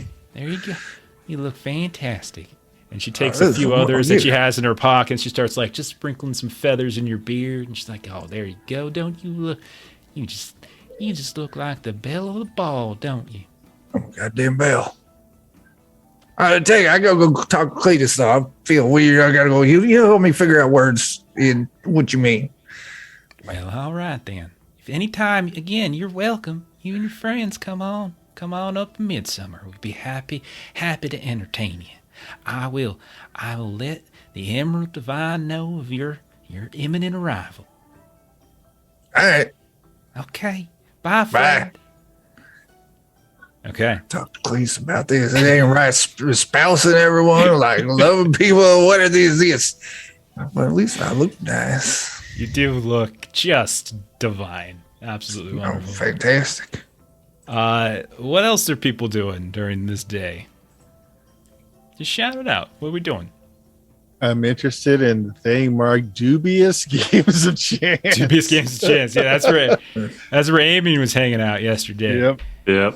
So you wander over, and lo and behold, we have to acknowledge Chuck's crowd. There you go. Oh, that looks so beautiful. That's wonderful. Fantastic. I'm belly the ball. I'm looking good. Belly the ball. Oh, that's beautiful. Probably smells sweet and shit. It's gonna be nice. So Joe, you wander over to there's just you can see that there's various old like tables that people have kind of moved here, or they got big old tree stumps that they've been kind of set up on. Some folks are playing some kind of card games where they're using these sort of cards from the company stores. Others are using these makeshift for carved homemade dice and whatnot. And lo and behold, who do you see? But you see a table with a handful of them boys from County Hell and a few others, and they kind of look up and like, oh man, it's this boy again. Fella's gonna take all our money. Watch, you can't tell if he's lying. You can't tell if he's bluffing. He's just gonna. Hey boy, come on over here, man. Arvel still got some money on him and still got a few other things. You might be able to take it from him too. Boy, you better watch your mouth, man. Come on, you can sit down. It's fine. I like money. Sit down. We got a handful of script and such if that's what you're looking for, but. All the money seems to do is just control those folks. So, no, man. And yeah, you would know, Joe, that like money is not, and in Holler is a tool that the big boys have basically injected into society to sort of control folks around the company store, because you can only exchange it for at company stores, and that most folk don't even use it. So it's really the only thing it's good for is company goods, company store stuff. Yeah, but exactly. I like my coffee. You see, I need script to buy my coffee. Fair enough. Partial to my ham sandwiches. I understand that. Where'd you get that there vehicle? That's a nice looking jalopy you got there. Stole it. Did you now? Just. They all look at each other and oh, all right then. You take it off one of them big boys down Hogback. Joe's line, Joe's mind, he did because we made talkie when we got the car. That's the same as stealing. Take it off one of them requisition yards down there. Attaboy. All right. Okay. I tell you. We ain't never met no one quite like you. You got a weird way about you. Weird way, boy, but I think you and I can do some business from time to time. You ever you know how to keep that thing in shape? You fix it up all nice and good. I'm real good with mechanical things. Ain't so good with the people things. Yeah, I don't much care for them people either. No, that's just not the way we live life. We live life free at all costs, and we reject any form of authority, whether it's them damn big boys you stole that jalopy from, or one of them there traveling resurrectionists. And he kind of points to that congregation coming by, hawking all notions from the good book. We ain't want nothing of that. They talk too much. Yeah. I tell you, hey boy, you like guns? Oh, I love guns. They kind of stole this too. Got the little electrical thing. Well, I'll be damned. You fella took out a company guard. Oh, that's pretty nice. Ain't as nice as this. And you see the guy who calls himself Arville Smote pulls out this just beautiful 6-shooter, just like sets it right down, just glistening, shiny, new, and like you can tell it's like the type of thing that he takes care of this. And you can see he just does one of those kind of like cowboy type things where he kind of flicks it around and is like, yeah, got me one of these a while ago. We hit up a few of them there Kramer Holt agents. They thought they were tough. They weren't tougher than us. Smacks it down on the table. I had to make a shooting roll to see if I could like spout off some knowledge about what that gun is. Oh, yeah, go right My ahead. rolls aren't working though. Like I'm clicking it. And, try refreshing. Wild. Sometimes I think the Savage Worlds system sort of like sometimes it lags out for me, so it might be doing the same for you. Okay. Yeah. All right. It's refreshing just about there. Your roll came through in the meantime, and you passed. Oh, it did. Okay. Yeah, let me Well, there we pull up go. the name. All right, so it's let me pull up the name of it. Sorry. This is, hang on. Yeah, this is also, you would imagine a what's it called? A big boy type gun. It's definitely something that is more used by them than it probably would be made by somebody else. Kind of goes by the name of a Widowmaker. It's a 45 is basically what it is. Nice 45 you got there, Widowmaker. Your primer pin's about 1 millimeter too large, though. You're burning off a little bit too much primer when you shoot. And that's why you got that collection around the thing there. You probably get crap on your hands every time you shoot it, right? I do. How do you know that? I'm very familiar with the gun. Well, all right, man. Man, who you running with, man? We don't even know you at all. Who's your crew? Crew, I guess I'm with these guys, 2 brothers over there. I'll point out yeah. everybody. We're kind One of of them's like, that fella ripped off a fella's nipple yesterday, man. I don't know why that one's got flowers on his head, but that one over there, that one's mean as shit right there. All right. Okay. we just started doing our works in the area. He has no idea that these guys are criminals. He's just like, we're doing our works in the area. Well, all right then. All right. And it makes sense, you know. I guess you the brains of the operation. 2 of them the muscle. Okay. Well, all right. I think we can speak each other's language around here. Okay. All right, Phil. It's time to ante up. Let's play some cards, and we'll kind of go into like a sort of a montage of you guys just sort of playing cards together at this point. We'll kick it over. I just love that Joe is just like Joe is counting cards. He's just got in so perfect with this freaking motorcycle gang. This is so good. It's You hilarious. belong. It's perfect. Who else is doing? So it's Double D. It's Joe. I think Luis has done a little bit. Douglas or Amian or Cletus. What are you guys up to? Got trying, catch some chickens, I guess. Yes. Okay. Are you going to Cletus? You going? Or are No, you doing I'm something gonna do else? the log toss, but I want to see him catch chicken. Okay. So yeah, you head on over, and let's see. Who do I want to say is there with you? Who is competing against you? I have my own little table here of God of random- chicken chasing somehow. Okay. Yeah, you see a woman come up, and she's there kind of hanging about. There's a few of those, there's a few of those different, folks around in their kind of like dour robes and such. But you also see that there's a woman, like kind of dressed up in yellow. She's not really engaging in the actual event, but she's just kind of sitting off to the side. She's got entirely yellow dress, kind of looks like almost yellow shoes that she's tried to keep clean. She's got these yellow, what looks like a kind of a yellow almost gown or glove, like one of those kind of fancy gloves that isn't in great, pretty good condition, but you can see beneath it there's like these burn marks and stuff. And she seems to be just sort of scribbling away in this tattered old book as she's watching. But yeah, she's just kind of giving you a look.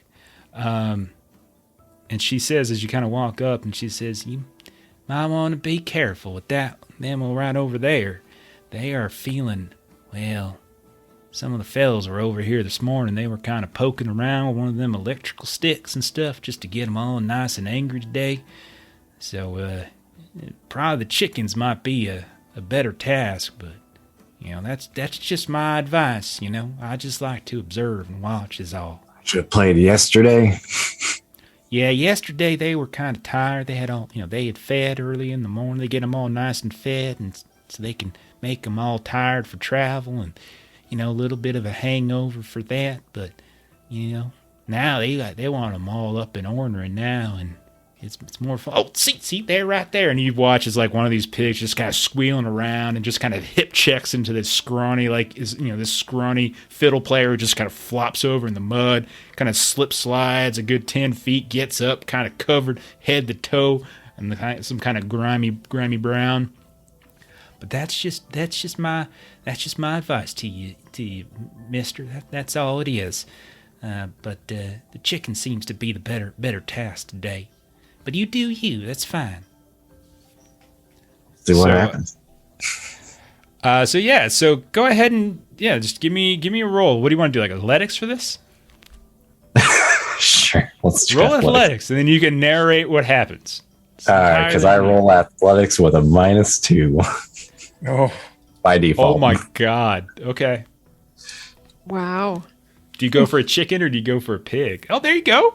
There you go, boy. Got it. Hey. Let's see. We'll do a pig on evens and a chicken on odds. Okay, that sounds good. Chicken on odds it is. So describe Taking the safe bet. I gotta get a win somehow. Describe how you kind of dance around and everything. I assume that I'm probably gonna get tripped because clumsy is my hindrance, and that's why I take a -2 on all acrobatics, athletics tests. I assume I'm probably stumbling around after a chicken, probably get tripped over and into like just another one. Just completely coincidental. Yeah. When you're done and you kind of bring the chicken I'm sure I'm over. like face down. See, she's like the woman just like, see, I told you so. That was definitely the right decision right there. You look familiar. If you Even with the mud on my face, or is that what makes me look familiar? Yeah, you're right. I guess everyone kind of looks the same when they got mud and chicken shit on their face. I think it's just like the great equalizer, Yeah. Damn. Mm-hmm. Yeah, you do look familiar. I don't know. Maybe not. Maybe I'm just making things up. My name, she kind of holds out like her arm, which again has that kind of gowned, like that kind of like ball gown type, like forearm long glove. My name's Trini. I'd shake your hand, but I don't know if I want to get you that dirty. Oh, gentlemen, how very nice, how very nice. And what are you called? What you call yourself, boy? And my name's Douglas, but most people call me Douglas. Why would most people call you Douglas if your name's Douglas? Long story. Well, I got time. I like stories. Oh, well. Dad always liked his dogs, never liked me so much.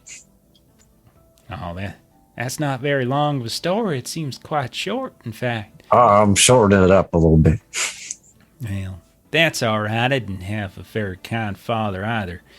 He used to work for old Doyle Bilford down in Boss Cage. He was one of his enforcers and such. And well, when he finally got a little tiny bit of a conscience, that's when old Bilford just went and took him out. We never had a chance to make our apologies. So if you've got the time, if you want to make amends with your father, now make sure you do it, because life is precious and it's short. Wish that were the case. Oh, your pappy died as well? Yeah, I'm sorry to hear that. That's a shame. Why don't you sit on down? I'll read you some poetry. She just kind of pats on the log. Sit down and start. So she just starts reading you just poem after poem, and it's all like really sad, and it's all very terrible. Okay, who haven't we heard from?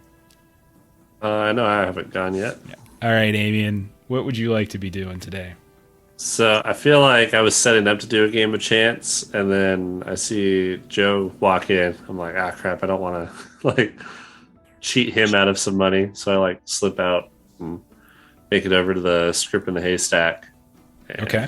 I'll try that out. Okay. You head over there and you realize that like as you get over there and you're kind of like waiting your turn, like you see all these big old piles of hay and like they're kind of throwing script into the middle and you can see that there's some kids and some adults and stuff and they're all kind of diving in, making all this big old mess, throwing hay left and right. And then there's other places where people are kind of patching it back up. But there's like a bit of a, it's kind of like an argument going on. You can see as there's this one woman who you would recognize as Vernalyn Cash.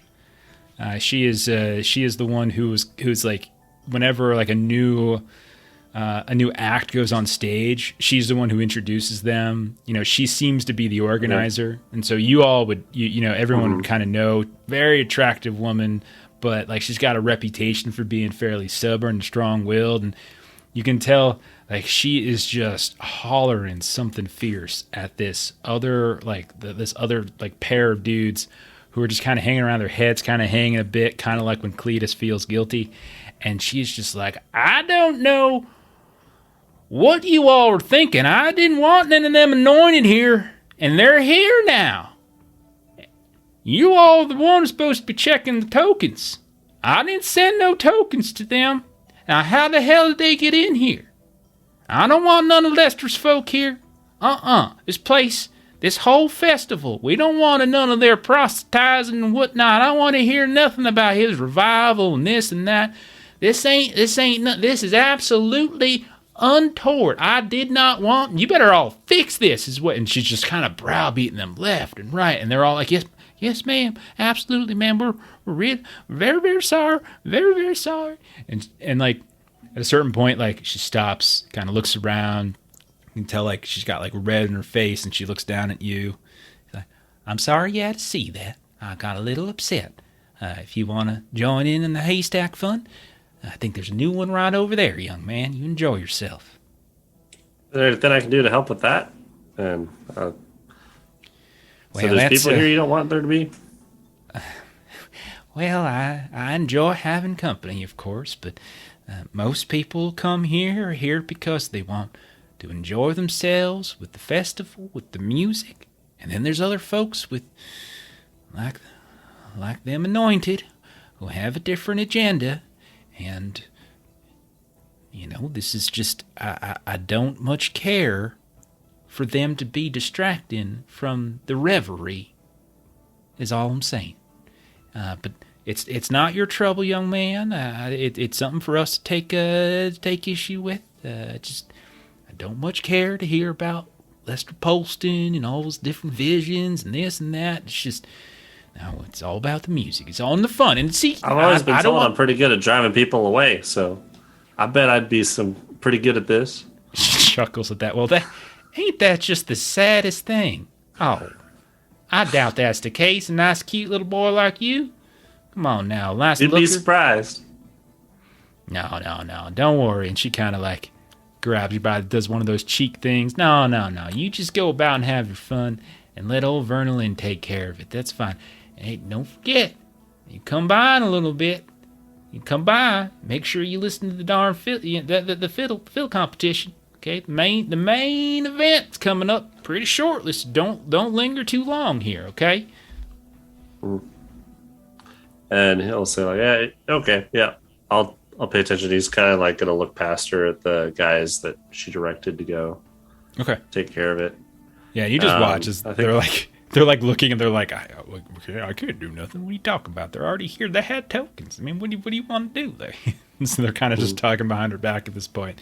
And just one of those like, just let her go. Just let her say her piece. Everything will be fine. We got a day and a half left. Everyone's going to have fun. It'll be all right. You know how she gets. That's all it is. She didn't mean nothing. Okay? It wasn't against you. Everything's fine. As they're kind of talking to each other and trying to make themselves feel better. Okay. I think I'll head over to them after I'm done talking to her. Okay. See if I can assist. I'll be like, hey, she said you guys needed some extra help with some unfortunate people that showed up. Well, No. It's fine. It's fine, man. It's definitely appreciated. That ain't your concern. No worries. It's just she's just not a big fan of old Mr. Poston. He thinks himself the chosen mouthpiece of the Lord, and she doesn't really subscribe to that kind of. That kind of talk. He thinks he's the only man in Holler who's powerful enough to resist the big boys or something like that because he's divine or whatever. And, yeah. No one wants to hear. She just doesn't like the amount of times that we have to hear that Hemlock is just a temporary heaven on earth and all that kind of nonsense. Is just, it is nonsense, really. It's just another place is all it is. So they talk about like a person, like an actual like person that's in Holler. That's like a prophet almost. Yeah, you would know the name Lester Polson at this point. Probably been even around. He heads the Church of the Anointed. They have like their church somewhere on the Piney Dirge Plateau in a place called Hemlock. So that's probably what I've heard throughout the morning. Those are some of the bits and pieces you've heard. But they're like, no, don't worry about it. We'll take care. We appreciate that. We appreciate you. Just focus on enjoying yourself and listening to the music and playing around, and you don't miss that main competition. It's coming up soon, okay? I bet I could be mighty annoying for a little bit, and then in time for the big game. Well, hey, if you want to go chasing them around, there are all them button-up fellas around there, and you can see, and he kind of just points out, you can see that the congregation's kind of split. There's groups of them here and there around. But yeah, you're welcome to go ahead and just sort of trail them and kind of annoy them and such. Sure. Mm-hmm. I picture Amian just like finding one of them and asking like why infinitely on like anything they're talking about. Hey, why? Kind of just look down like, well, it's because Lester's found a way to transport believers from the Holler to another world. That's why. You see, no more are people going to be trapped within the otherness. He's got a whole different way of doing it. Yep. And the other thing, Lester, he can rid any man or a woman of any kind of demon that might be inside of him. You can't get that in the company towns. You can't walk up to the company store and say, excuse me, where do you sell the demon removal cream? You can't do that, can you? But you come on up to Hemlock, different heaven on earth, that's all it is. Lester can take care of that for you. Yes, he can. Yes, he can. Praise Lester. Why?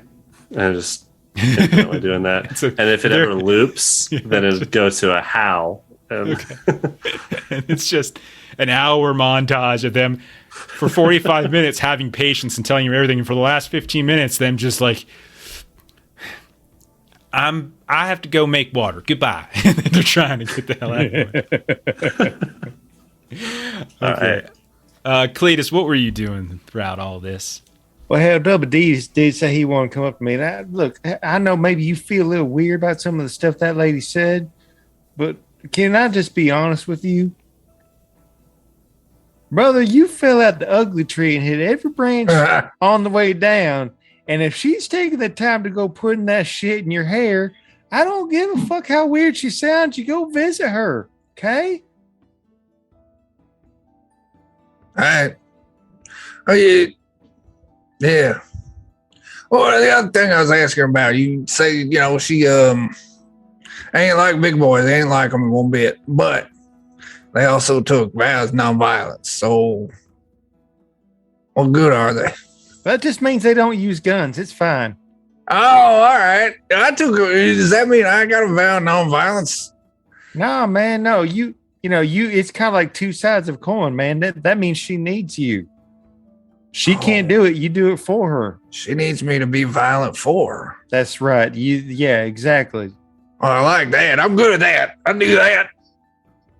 Well, I just, when it's time to go, we should follow her up. Yeah, man, I'm going to go toss the log. Taking a dump? No, well, yes, but then the competition. All right, got a light and load. I dig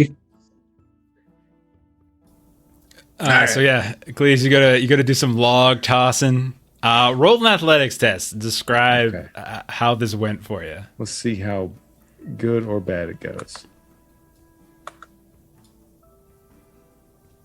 I'm gonna Benny that. Okay.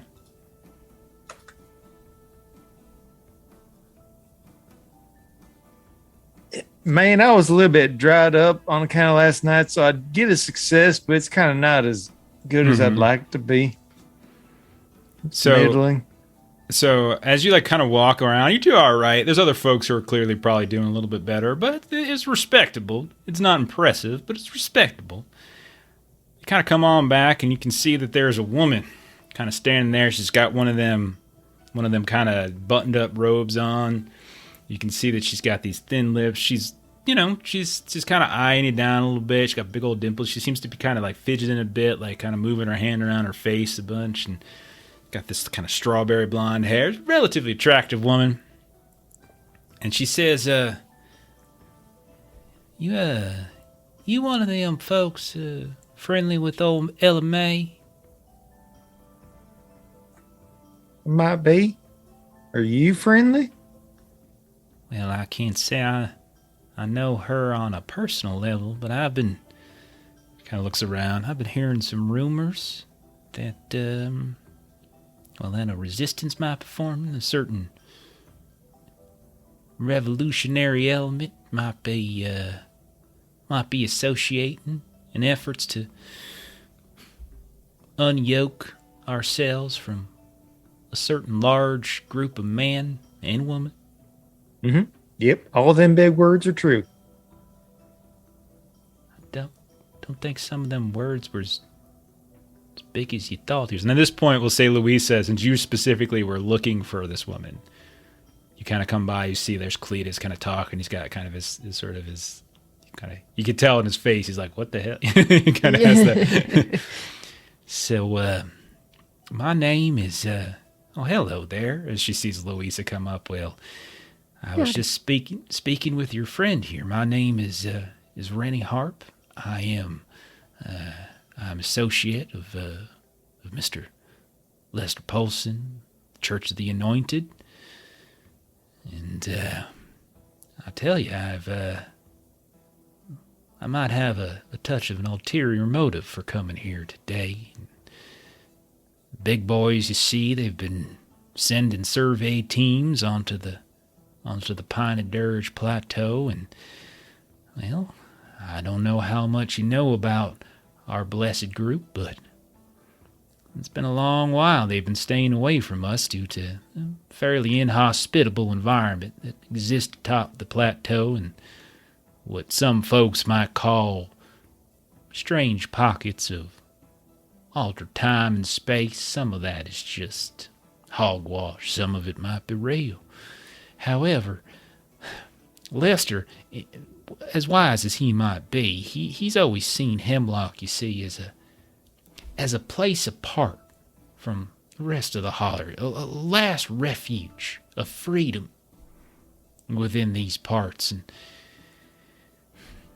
it stays between the three of us, of course, but Lester is growing concerned, however, that, well, that time might be ending, and Hemlock could be drawing some attention, could be taken over by the big boys. You see,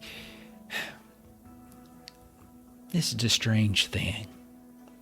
Lester's been, well, he's been troubled.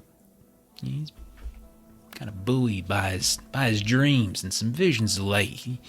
On the one hand, he's argued that this apocalyptic clash against the big boys is coming. Absolutely, and it's going to end in the annihilation itself of the plateau. But then, if you got caught up in the doom and gloom, there's the other hand, you see, because he has foreseen that a number of, well, let's call them disciples, adversaries of the riders of industry, visited the Holler long ago. Well, they're going to rise up to defend Hemlock and repel them big boys. And he's been taken to calling these very folks the chosen ones, so to speak. He's been calling them, well, the riders of revival. And you see, rumors, they circulate, and I've got ears in all different parts of the Holler itself, and after hearing a bit about this resistance form with old Ella May, I wonder if maybe it's all y'all that might be these disciples. And we'll go ahead and end on that. And that'll be the end of the session for this week. And we'll pick up. The chosen ones. Maybe. Who knows? We'll see. At least I got chicken. Doctor told you that. This is brilliant, Chuck. The commitment. All right. Awesome. Cool. Thank you, everybody. That was a lot of fun. Thanks for getting into it, doing silly things. It's starting to flesh out. See, I like this. I like this act a lot because it offers a lot of opportunities to just sort of like name drop all these different places and things that you could potentially go to like later. Yeah, I keep looking back at the map. I'm like, oh, I see where that is. Oh, I see where that is. Yeah. Yep. Yeah, that map is pretty intense. There's a lot of places, but it's so cool. The Holler book is really good. There's like so much good writing in it. All right, let's do a closing round table here, kind of plug what everyone's doing for the rest of the week. Chuck, what are the Defenders doing? Let's see. On Wednesday, we're going to be kicking off our season 2 of the Thunder Riff using Fantasy Age. It's going to be wild. I don't even know what to expect, so everyone should check that out. Thursday, we're doing our second session of the Quiet Year for the Watercolors and Warriors crew. We're doing some world building so we can kick off into a Tales from the Loop, Over the Garden Wall inspired game. And then Friday, we'll be back. Joe running us some Anvia system he's making. And Saturday during the day, 1 p.m. Central over on Grim and Perilous Plays. I think we're scheduled for some Fallout. Is that correct? Yeah. Fallout 2D25 on Diffius. Got something Saturday night, but I'll let Bert talk about that. Right on. Jeremy, you got a Patreon plug. Yeah, man. Aaron Reese on Patreon. You got some comic books. You got some RPG assets. You got maps. It's a good time. Yeah. Bert, what do you got going on? Steam Still Murder. Hey, tomorrow night, Tuesday night, we have first edition Dungeons and Dragons as we're playing through the Desert of Desolation series. We're in the middle module now, which they're close to completing. This Saturday on the official Goodman Games channel, some of the folks that you see here will be joining me for some Weird Frontiers, a Western horror using the Dungeon Crawl Classic system. What else we got? I don't know. There might be something going on Sunday. Don't know yet. Something. Right on. As for us here, we've got a new game on Friday. We're starting up a Mothership campaign every other week. We're going to be alternating it with our new Hunter game as well. But that's it, though, as Melissa and I are taking about a week and a half break. So Friday will be like our last stream for about 7 to 9 days or so, which means no Savage Worlds for the next 2 weeks on Monday. We'll be back on Mondays, and I think it's 3 weeks with some more Deadlands. And so Holler will be back in 4 whole weeks. It's going to be a ways before we kind of get back to the Holler to do more of this stuff. But come hang out with us on Friday with Mothership. Check out our YouTube stuff, Adventures in Lollygagging up there. Thank you for everyone who hung out tonight. Thank you, for Jeff. What's really going to happen here? I'm sorry to interrupt, but I got to inform the audience. Is what's going to happen here is you're going to detox from this whole Twitch streaming thing, and you're going to come back and you're going to say, "What am I doing with my life?" I think this is it. This is. I think 50-50 that's definitely a possible. That's definitely one of those things that could happen. It's going to be so weird not playing any games. Like I think Saturday morning or Saturday with Chuck was probably the last game I'll be in for like 10, 12 days until like, yeah, that's crazy. I don't know. My hands are going to start shaking. I'm going to feel withdrawal. It's going to be rough. Yeah, forget how to roll dice. I know. I'm like, all the voices are going to be gone. I'm not going to know how fast. Yeah. Oh my God, my voice is gone. That's not going to be good. That's not going to be good. I'll just practice them. I'll just practice them talking to you the whole time, Melissa. That's what it'll be. Sounds good. Yeah. All right. That's it. Thanks for everybody who played. Thanks for everybody who watched. Thanks for those of you who are watching later on YouTube. We're going to go ahead and raid somebody. I'm going to raid Vorpal Tales because it looks like they're playing Delta Green, and I love Delta Green. So let's go watch them play Delta Green. So good night, everybody.